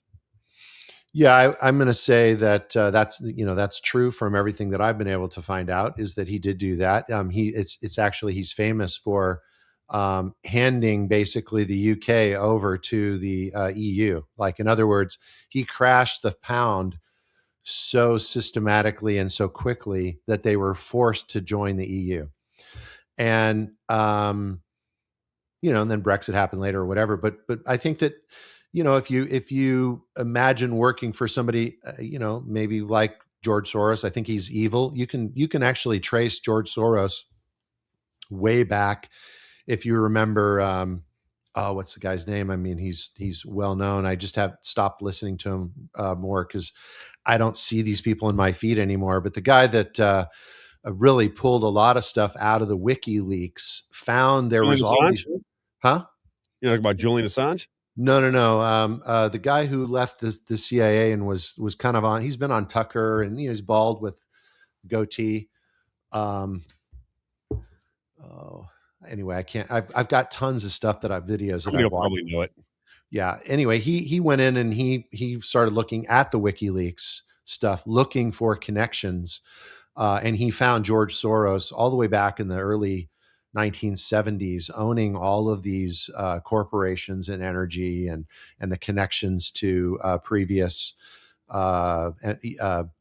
dynasty families and things like that. So, and George Soros has made no bones about the fact that he wants, the whole, basically in a Fabian sense, it's socialism all over the planet. And so I think that somebody like Scott Bessent, who maybe was hired to do that or brought in to do that. And, when you stare into the abyss, sometimes it scares you so much that you would, I'm never going back there again.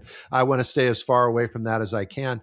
But he is intellectually, from an economic standpoint, one of probably the best Treasury Secretary we've had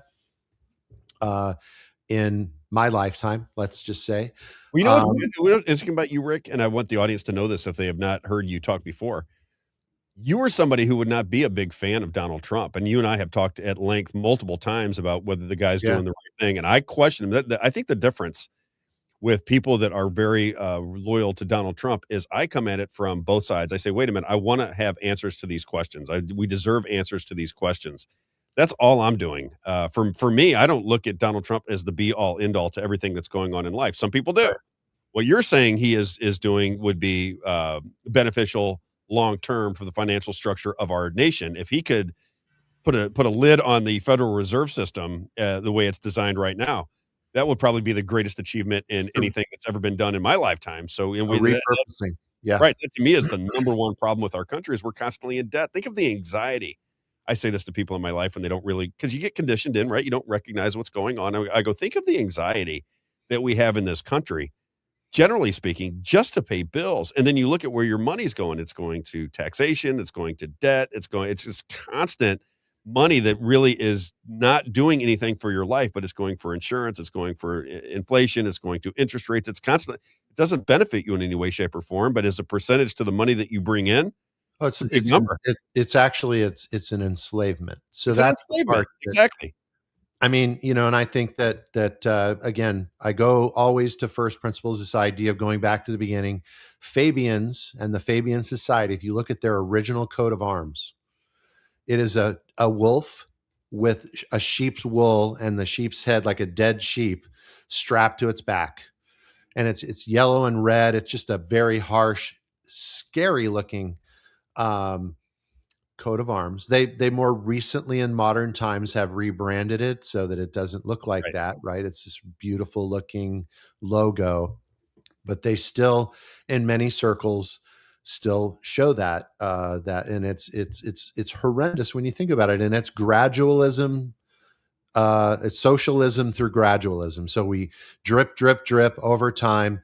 We will socialize everything, right? And so anybody who follows those things, and as we look at Donald Trump, and I was exposed to communism as a conservative who voted for Ronald Reagan right after high school.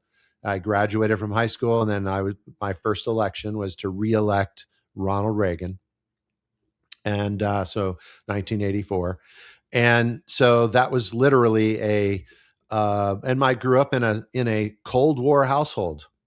So my dad was a Cold Warrior. He went to he actually enlisted in 1962, right after the Cuban Missile Crisis. Like literally, he was in college and he went to JROTC and ROTC, ROTC, and became a pilot while he was in college. And then he went right out of college. He was an officer, went to flight school at Fort Rucker in Alabama, and then became a combat pilot in a fixed wing, like 400 knot aircraft. I have this is an interesting patch that I have. It's called "We Control Violence." And I have a bunch of patches that I collected from my dad's time in.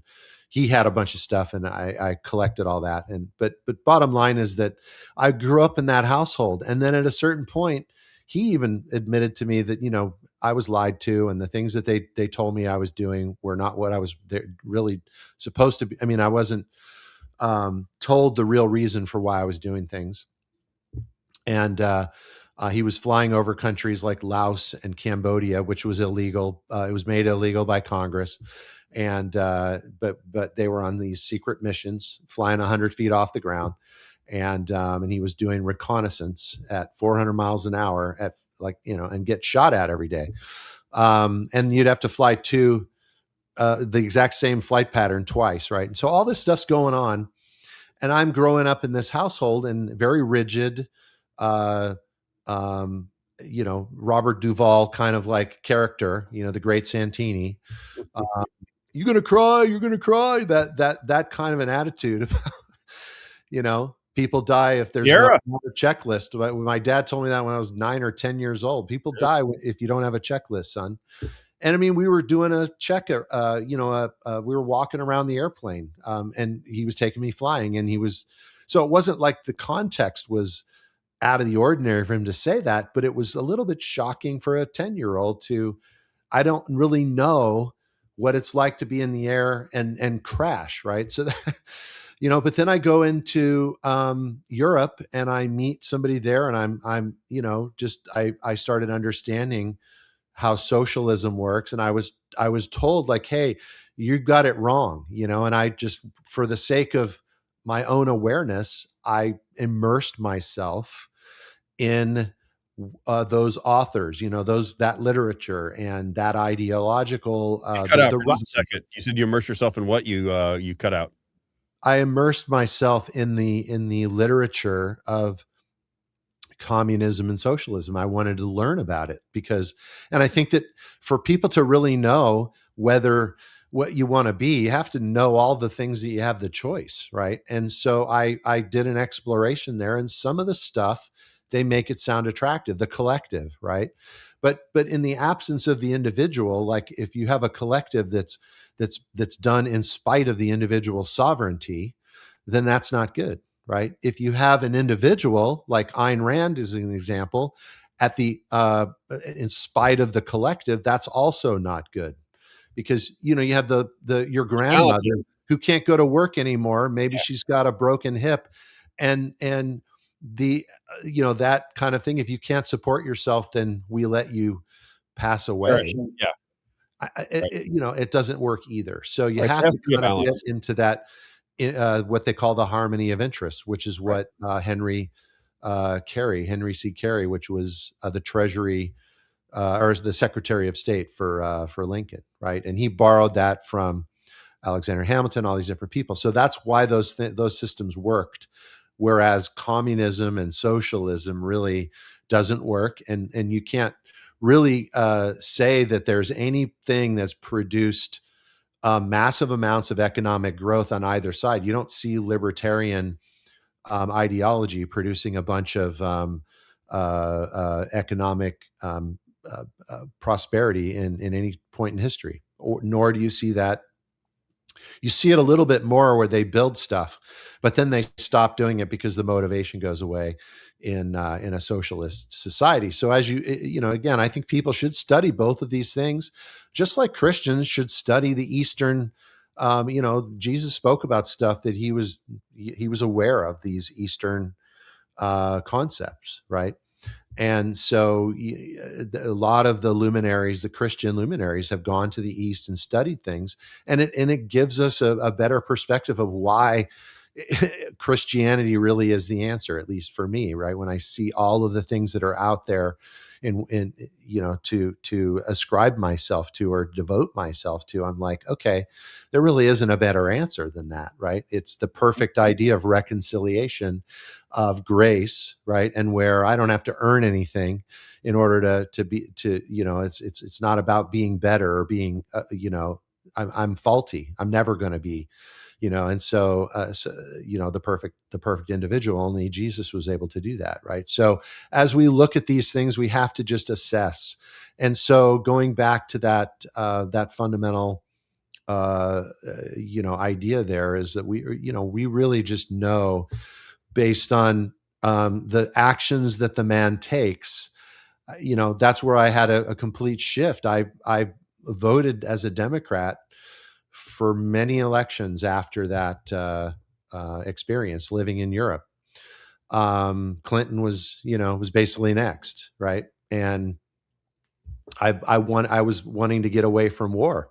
What was the deal with Clinton though? Because that was when, at least for me in my life at that time, that was when it seemed like there were more jobs than you could shake a stick at during the Clinton administration. Well, he was a Rhodes Scholar. He was actually the first president who came out of the Rhodes Scholarships. You had a whole host of Rhodes Scholars that were infiltrated as a fifth column inside the government, but never a president. And he surrounded himself with almost 30 other Rhodes Scholars in his administration as well, which Obama took all of those same people and put him in there. But Clinton did have some economic things that he really wanted to do, and he kept getting sidelined.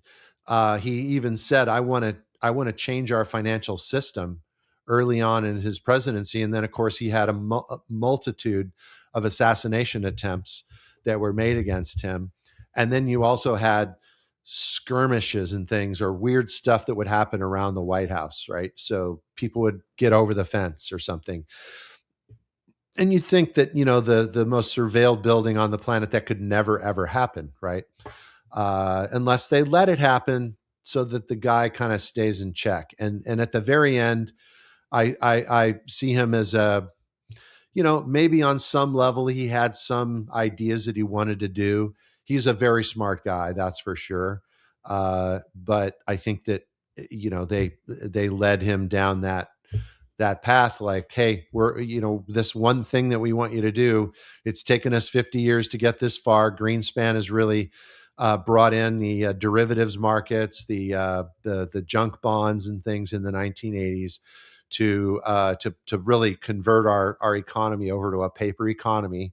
So he took the what happened with Nixon and the disconnect of the gold standard entirely to produce this 100% paper economy, speculation, and then rehypothecation, they call it, where you take a bunch of junk and you repackage it and then sell it again.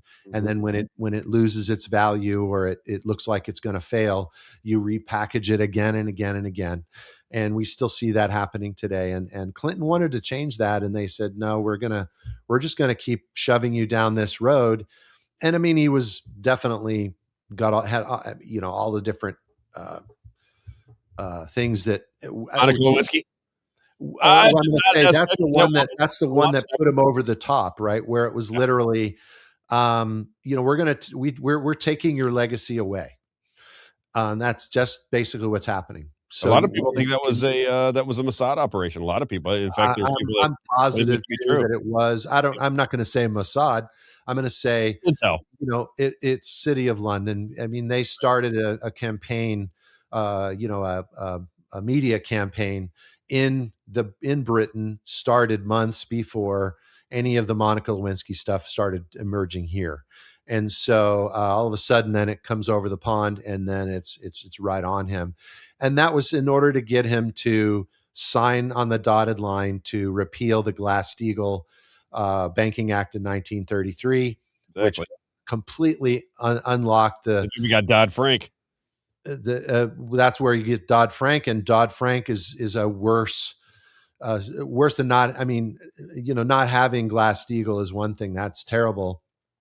But then coming in years later and going, we're going to do these other things to you as well, and we're going to package it like it's some kind of a rescue operation. And it really was fundamental to the evolution of the enslavement. And so again, I voted for Clinton, and then when Obama came around, I voted for him, and it was really right after I voted for him the second time. Did you vote for Obama both times? Yeah, but it was right after that I literally had that moment where I saw the devil, like we were just talking about with Scott Besson, and I had the moment where I'm like, oh my gosh, I can't believe what I'm seeing, and then it unraveled for me, and I saw all what was going on with Hillary Clinton and with I mean, I saw Bill Clinton speak. I went to see him in the third row, and I was mesmerized by that guy's ability, the magnetism to move an audience. The guy that I worked with out in California, I told you he was a big fan of Bill and Hillary Clinton. And I come into his office. He loved Donald Trump, but he had pictures of him and his wife with Bill and Hillary Clinton, 50 of them. I mean, pictures all over his, not 50, but 20 pictures of him all over his office. And I go, so what's your take on Bill Clinton? You know him, obviously. And he said, this is how he talks. I just thought it was so funny. He goes, Robb, he goes, Bill Clinton is a very smart man, a very good man. He goes, now Hillary, totally different story. I go, you don't like Hillary? He goes, Hillary is the devil. Yeah. So I mean, when you think I call her the harpy. So and I mean, the scathing kinds of stuff that I've written that are about Libya and the Middle East, Syria and Libya and all that, but especially Libya, which was bar none, no more of a success story, rags to riches story under of Gaddafi? African country. Absolutely. That was completely just literally the Stone Age. And Gaddafi comes in and he does exactly what the City of London will never let you do, which is he wanted to disconnect from what they call Francophone Africa, which is the French-controlled Northern African region, of which he was a part of. And he basically had 270 tons of gold in his vaults, and he said he was going to start his own currency. He was going to nationalize the oil, and he was giving out a $5,000 a stipend for That's any right. woman who got pregnant. That's He right. had a healthcare system where everyone had healthcare, like insurance coverage. He also had the highest literacy rate of Africa, and in many cases, compared to Europe, Libya had a higher literacy rate than most of Europe. Go, Rick. especially I in southern agree. Europe. And remember, So Hillary he Clinton had said, this- "We came, we saw, he died." So she killed Yeah. him. And if you remember, just for the Donald Trump fans out there, when Gaddafi came for meetings for the United Nations, it was Donald Trump, because they wouldn't sell him a hotel room because Gaddafi was now the enemy. They had framed him as the enemy. It was Donald Trump that built that portable tent so that Gaddafi could have a place to stay when he came to New York City, if everybody remembers. Yeah, and I mean, this is when, and I became very, very intimately familiar with WikiLeaks' emails. I was reading them every day. Same. I was finding, the different stuff in the State Department's website, and I came across an email that was from Sid Blumenthal, who was He's a Hillary, bad guy. very, very bad news bears. They called him Sid Vicious. Sid As his Vicious, that's right. nickname. And I was literally dumbfounded when I started seeing the things that he was saying about the reasoning behind why this is the reasons why we were bombing Libya, which had nothing to do with the responsibility to protect. Was really the humanitarian concern was what Hillary promoted at the UN. And again, I'm kind of a little bit blown out of the water how the narrative can simply fall away on something that's happening, and then they just stop covering it, so then therefore it just goes away, right? And so certain things that I just knew when Donald Trump was emerging, I had learned all the stuff about what had gone on with Uranium One, with Libya, with just this incredibly disgusting person that was Hillary Clinton, right? That is Hillary Clinton, and her complete absence of conscience. We're talking. How did they get away with it, Rick? Because that was documented. She was moving uranium through Canada into Russia, and nothing ever happens. It's the craziest thing in the world. Because if I had put together I have it on my canvas, but it's basically a connection between the media and the Obama administration.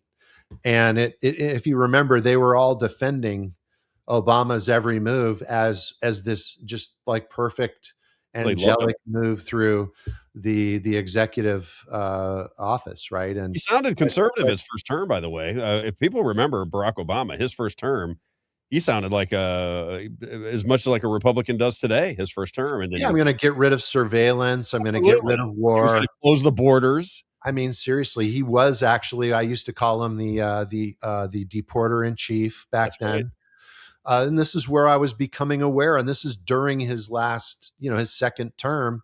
What's her name? Naomi Wolf came out and made this huge video about the NDAA and the repeal of Smith-Munn Act, and and so all of a sudden I started recognizing much more and had just revelations and I started just getting involved again to the degree I probably was like, if anything, when Obama became president, I thought, okay, finally we're going to have somebody that's going to, and I literally had. I think it was, I wrote an article so I think I'm quoting the correct number, but he had said somewhere in the 550 range, 550 times during his campaign in 2007 and 8. He was literally going to get rid of the surveillance. And so when that didn't happen, and when it, in fact, if you remember Bill Binney, do you remember that name? Of course. William Binney. NSA. The NSA. And he's the one that told everybody that they were surveilling Trump. Yeah, he literally did. He was seeing how Obama was prosecuting people under the Trading with the Enemies Act. And so he took the perfectly right legal route to become an official whistleblower with another cohort. I forget that guy's name, but they went to they basically went and blew the whistle on Stellar Wind was the name of the program, where they were essentially taking the all the data that was coming through all the phone numbers. All the phone numbers and all the stuff's coming through one channel, and it's supposed to be separating the American citizens out of that and diverting that and deleting those. And they plugged they just separated it and said they were separating it, but in fact they were still collecting that. And that's where that's why it was so effective when he was in when they were spying on Donald Trump throughout his campaign and before his campaign, and they were even spying on General Flynn when he was in Syria and when he was the DNI. And so when he started disclosing things and talking about doing audits of the intelligence audits in what was going on with Al Qaeda, they knew they were busted, and that's why they started following him from their cohorts at Cambridge. Started following General Flynn around. This is like, I don't know if you remember, but General Flynn went on public, like on Al Jazeera, and was interviewed, and he literally called Obama out and said that he's been funding the terrorists. And I'm paraphrasing. The State Department with Hillary Clinton. What's that? That was through the State Department with Hillary Clinton involved. And Hillary Clinton from her side, and Syria, some of the emails that I found and read myself, and I have them, I have them right here. I could read them to you. She's discussing Al Qaeda and that it's okay that they're beheading people in this war with Syria, and that they're funding them with weapons. Right? Weren't they diverting money through Saudi Arabia? And she knew that it was going to, I think it was Saudi Arabia. They knew the money was going to Al Qaeda and ISIS at the time when we're fighting them, and she knows that they're giving money through Saudi Arabia, and Saudi Arabia is funding their enemy, Al Nusra, exactly. Yeah, these are all actually components of the city of London still. So this is all flowing upward. And when based on my knowledge, and I'm looking at all these things that I know to be true. I mean, these are not assumptions that I'm making. These are not connections that I'm drawing from nothing. But I'm just looking at the behavior, and I'm looking at what the words that they're talking about, and they're typing into an email. And then I'm looking at what is some of the emails that she was sitting there discussing with her staff when Donald Trump, after the escalator, when he's announcing that he's going to be running, they're like worried about the server in the bathroom, right? And they're trying to throw the scent of that off, and they're literally like, I'd rather take it on the chin for Benghazi than for people to focus on. I mean, these are emails that she's writing back and forth, and her publicity side, they were discussing how it would be better, which when you think about this is so evil and so disgusting and so crazy that they think that throwing Benghazi in the water to chum up the media was better than the server in the bathroom. So that's got to tell you that there's stuff on that server. That was their private communication. What was really going on in the world, not the public. 30,000 emails and all that stuff with Obama. That's all about like terrorism and City of London and Obama and what was, all the smoking guns were on that server. And that's why it was literally, and I was calling these things out from the very beginning. We're talking January before the inauguration, because I wrote a huge article that I literally posted on the day of the inauguration of Donald Trump and the exit of Obama. This, I don't know, it's a 6,000 or 7,000 word article. And it's called "The Madness of Militarism," which quotes Martin Luther King. And that's something that he said. And it was literally this unbelievable subterfuge that she was creating to get people to look away from her emails and to look away from all of the things that she was doing as Secretary of State. I mean, she was the most powerful Secretary of State since Kissinger. She was really the personification of and the extension of Kissinger. I mean, he controlled everything. And he even reported directly to the British government, and he said so publicly that he was selling COVID from the very beginning. Do you know that? So I've covered that too. So he wrote a piece in the Washington Post, which is the CIA newspaper. So good riddance. I mean, that guy's burning somewhere. Hopefully, he's in flames. Roasting somewhere. You know what I mean? He's the greatest of all time. some of these people are just so evil. And so when you think of all of that stuff, and then you get to the stuff that was going on, the meetings that were happening between the Obama, all of the high level cabinet intelligence people that were in the room, Susan Rice and all of these people that were together before Donald Trump takes over, and they're seeing that he taps General Flynn. And the second that he tapped General Flynn, and they're having secret meetings, I'm going, and then all of a sudden there's this movement to get rid of him, right, in the media. I'm like, okay, and they're calling out Russia, as being the source of these emails, and just the craziness, right? And so many people just, I mean, I don't know if it's gullible or if if they see it on TV, they accept it as truth. Well, how many people when you were growing up would read the newspaper? I had a buddy of mine. We were in college together, and he said something to me, and I go, well, his name was Ted. I go, Ted, that's ridiculous. That's not true. He goes, it was in the paper. I go, oh, well, then it definitely is true. If it was in the paper, then it must be true. But how many people in the world, see it on TV or read it in the newspaper, and they think that it's gospel? They don't realize there's political agendas with everything, and you got to pay attention to. Yeah, so my dad influenced me about that. He said the headline is going to get you to see, just like now, like the idea that the loudest voices going on in the media on both sides, I'm talking both sides, not just the Democrats, right? I'm saying if you look across the media scape from the very far side of conservative and all the way to the far side to this DSA stuff that's going on up in Michigan and whatever it is, this intense, loud, that is all the people who are literally worried that you're on the right track, right? I mean, they want to be the loudest voices possible, right? And so, well, I got to ask you this because I don't know if you got to see the show yesterday. We had this guy that wrote a book called The Red Tsunami, and he was making the argument that the biggest geopolitical foe that we have is China. And it went into great detail and great depth about what China's trying to do through infiltration of our society. And I'll have to read the book to see, get into all of it. What is your take on some of those things? Do you see this infiltration? He basically said you have less than 3 years. Now, General Flynn endorsed his book. General Robert Spalding, who I had on my show once before, he endorsed the book. And I'm thinking to myself, if there's an infiltration into our society, what are all these good things that we're talking about? How is this all going to play out? Because it appears from what you're saying that China and Russia and the United States are in a little bit of a game together. They're working together.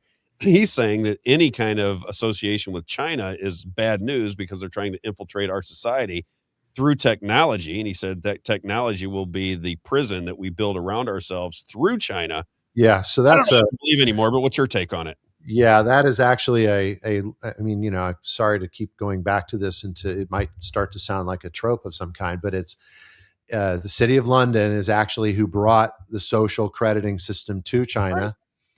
And so all of this stuff, while every single country has that infiltration going on, it would be those factions that are developing that.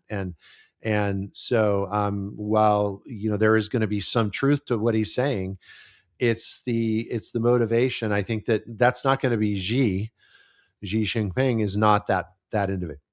Now, in the context of there's some great stuff that people can learn from some of these things, and you look around. I mean, I don't believe that that's the motivation. I think that when you start to look at some of the things that they've done in China, and you look at all of the getting their country off of drugs after the British government got everybody addicted for 150 years, right? Or 120 years. It was not until the 1950s that what did they do?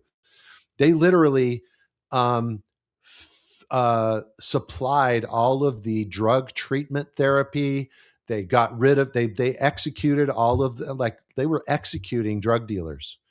So if you were a drug dealer and you were in America, and all of a sudden we started literally cutting off your head publicly or doing some public execution because you're a drug dealer, you would see a lot fewer drug dealers, right? Yes. And then you put in a robust programs for people to recover from drug addiction. And it takes a very long time to flush that out of your system, right?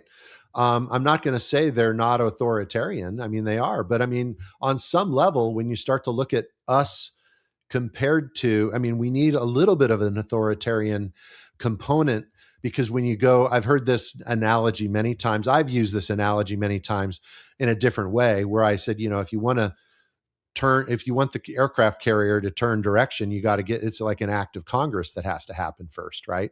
It takes forever to kind of get our system to move. Whereas in China, they just go, you're going that direction, and the aircraft carrier turns on a dime, right?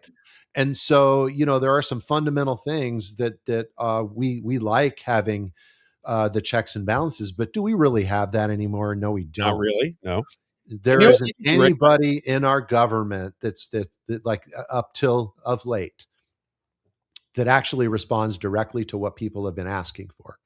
There's no representation at all. And for the first time, I'm seeing somebody who's come. Now, I've made it, again, my business to, I mean, I have a family. I have a business. I've been a business owner since I was 21 years old. And so I have a direct kind of understanding of what it means to be in business. I've never never been without a job since I was 14 years old. And I've seen friends that have, you know, like I've seen friends who've gone a year or two without a job, and they're on like disability, or they're on, and I'm not saying taking away from people who are truly disabled. I'm taking away from people who looks like they're milking the system to me, right? Yeah, they game it. And so, you know, I'm not that person, and I'm looking around and I'm seeing people taking shortcuts in their lives, and not just with their, you know, I'm talking about with their ethics and things along those lines.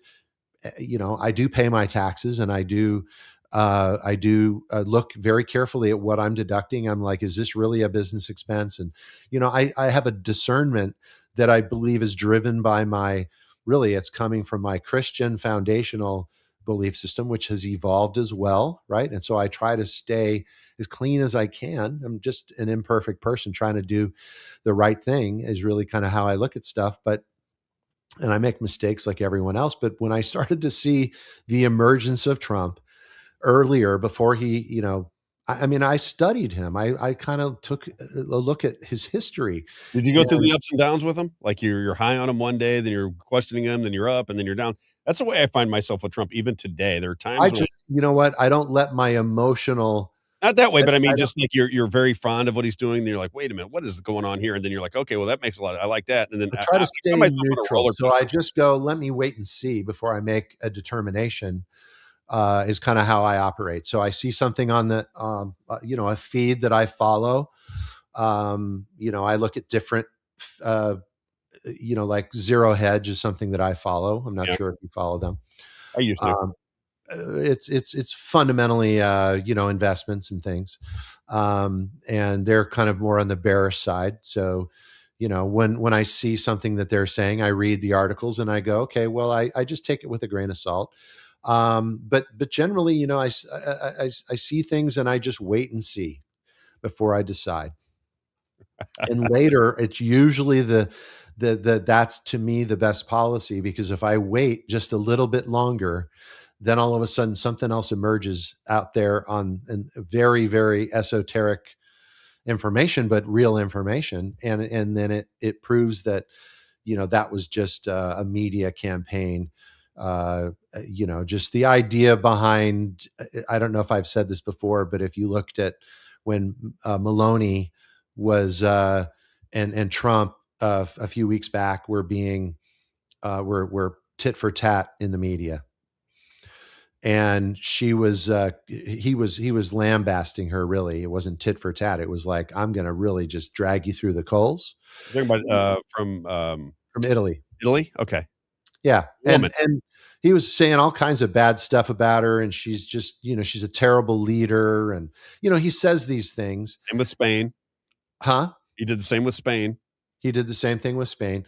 But I mean, you know, sometimes it's warranted and sometimes it's not. So I'm just going to use this one example where he was saying all this stuff, but she was having a lot of difficulty getting her agenda across to her her fellow EU members, and they were giving her a very hard time to get some of her more conservative, more let's say pro-American or let's say Italy first agenda, right?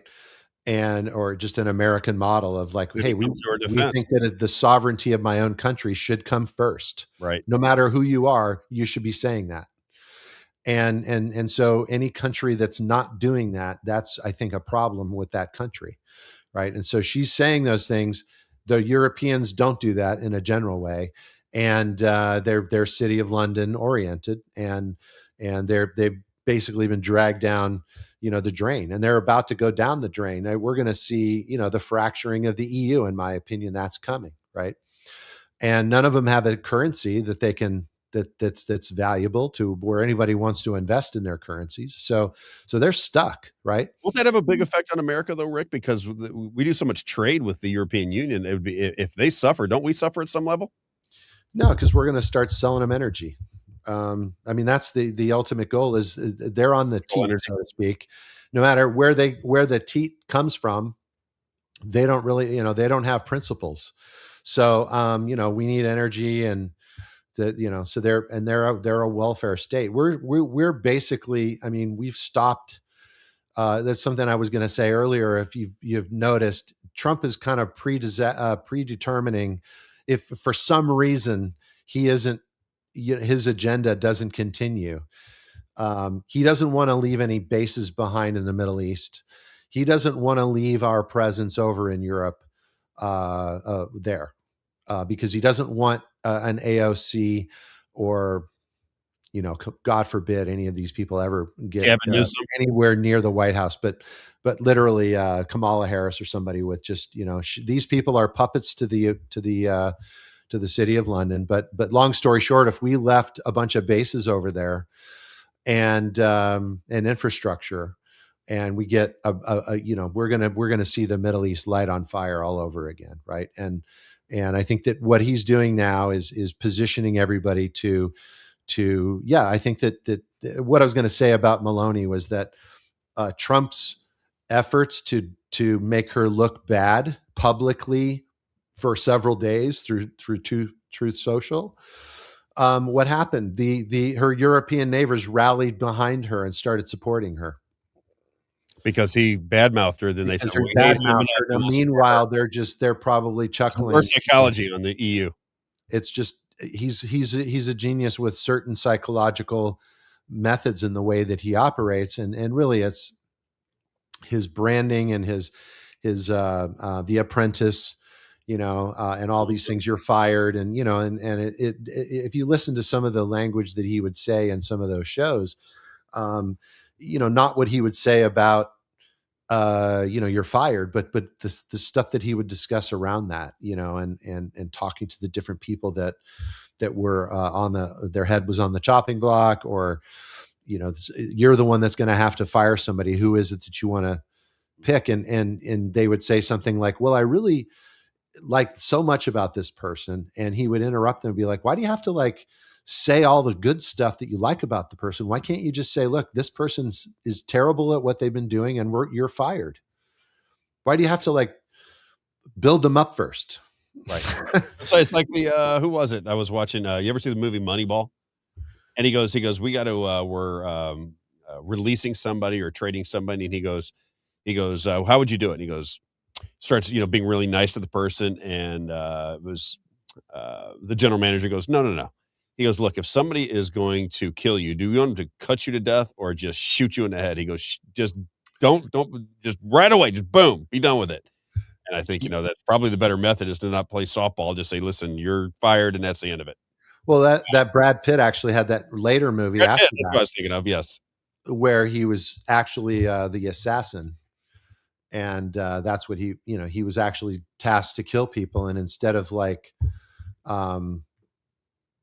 literally killing him on the spot, he would actually make them convince them that he was their friend. That's the way to do it. All right, you got me going on 4 hours. I got to finish this thing up. Carrington Financial, that is Rick Babich. Rick Babich, 314-671-0525. 314-671-0525. If you want Rick's opinion on your financial situation. Financial planning expert, biblical principles with your money, yourcaringadvisor.com, or there he is. You just reach out to him at 314-671-0525. And when it's lunchtime, Rick, you know where to go when you're in Washington, Missouri. You go out to Moe's Pizza. Moe's Pizza. Everybody knows you've been there before. Everybody's been there before. God owns the place. He just works there. Delicious pizza and salad bar, great chicken wings, sandwiches, burgers, and ice cream.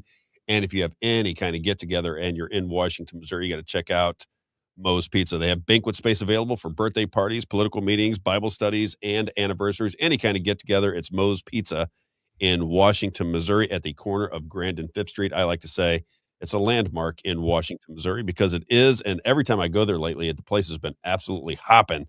So I assume business is good for our good friends out at Moe's Pizza. All right, my friend, you are 4 hours into my show. It's getting crazy. Every time I talk to you, I end up, you do something that nobody else really does to me. When you start talking, I find myself, I'm a spectator on my own show. I start listening to you, and then I don't even ask any questions because I'm just trying to pay attention to what you're saying. You got to knock it off because I feel stupid when you do that to me. Well, I certainly don't want. I mean, you're somebody that I find who in different areas, are very, very adept at bringing information not only into your own brain and your own awareness, but then being able to portray to the public a message that helps people get. It certainly was a breath of fresh air when I first heard you on the radio, and so I appreciate that very much. We could carve out a different time slot so that it doesn't take you super. I don't mind keeping you on. I think there's different ways that people like things, right? Some people like the way I go at it because I talk fast and I'm moving, and some people like very intellectual. I like intellectual conversation. So when I hear you laying things out and things that I don't think of, and then when you talk, it does bring references to me. I'm like, okay, well, I do remember that and this, and that starts to make sense. I like that because I think it gives a more diverse opinion, and I don't want to be. I like it when people love Trump. I want to hear those opinions. If people don't like Trump, I want to hear those opinions. If he doesn't matter, I want to hear those opinions. Is the economy going the right way, the wrong way? I like all different opinions because what I look at, and I think you do this exactly like I do. Over time, you start to realize what's really happening. At the time will tell us what is going on, and then you can revert back and say, okay, Rick was the one that was telling me this. He turned out to be right. Or so-and-so said this, and they turned out to be right. And then it gives you a better understanding of who to pay attention to and who to just say, Fox News is not telling me the truth. I've already learned they've lied to me too many times. I'm out. Yeah, and the loudest voices again. That China thing has gotten so loud, and it's been going on for 20 years as far as building that. And same thing with Iran. Same thing with all the things that actually are just they're distractions. Take us away from what's really going on underneath. So. Right. I think the world will be ultimately fine. And I think talking about it is just something I like to do. I'm very interested in the world. I get a little bit older. I get more interested in how the world actually works and who's behind what and what's going to happen in the future. I just get very fascinated by those conversations, and you add to it. Rick Bavitz, everybody, every Tuesday at 11 a.m. now going till 1 o'clock in the afternoon. I'll call you a little bit later on, brother. Have a great day. You too. Bye for now. All right, everybody. That's all we got for you. We'll see you tomorrow morning, as always, at 9 a.m. Central Daylight Time. We'll see you tomorrow morning. Have a great day, everybody. And no Isaiah. We'll have Isaiah tomorrow. Hopefully he found his dog. We'll see you in the morning.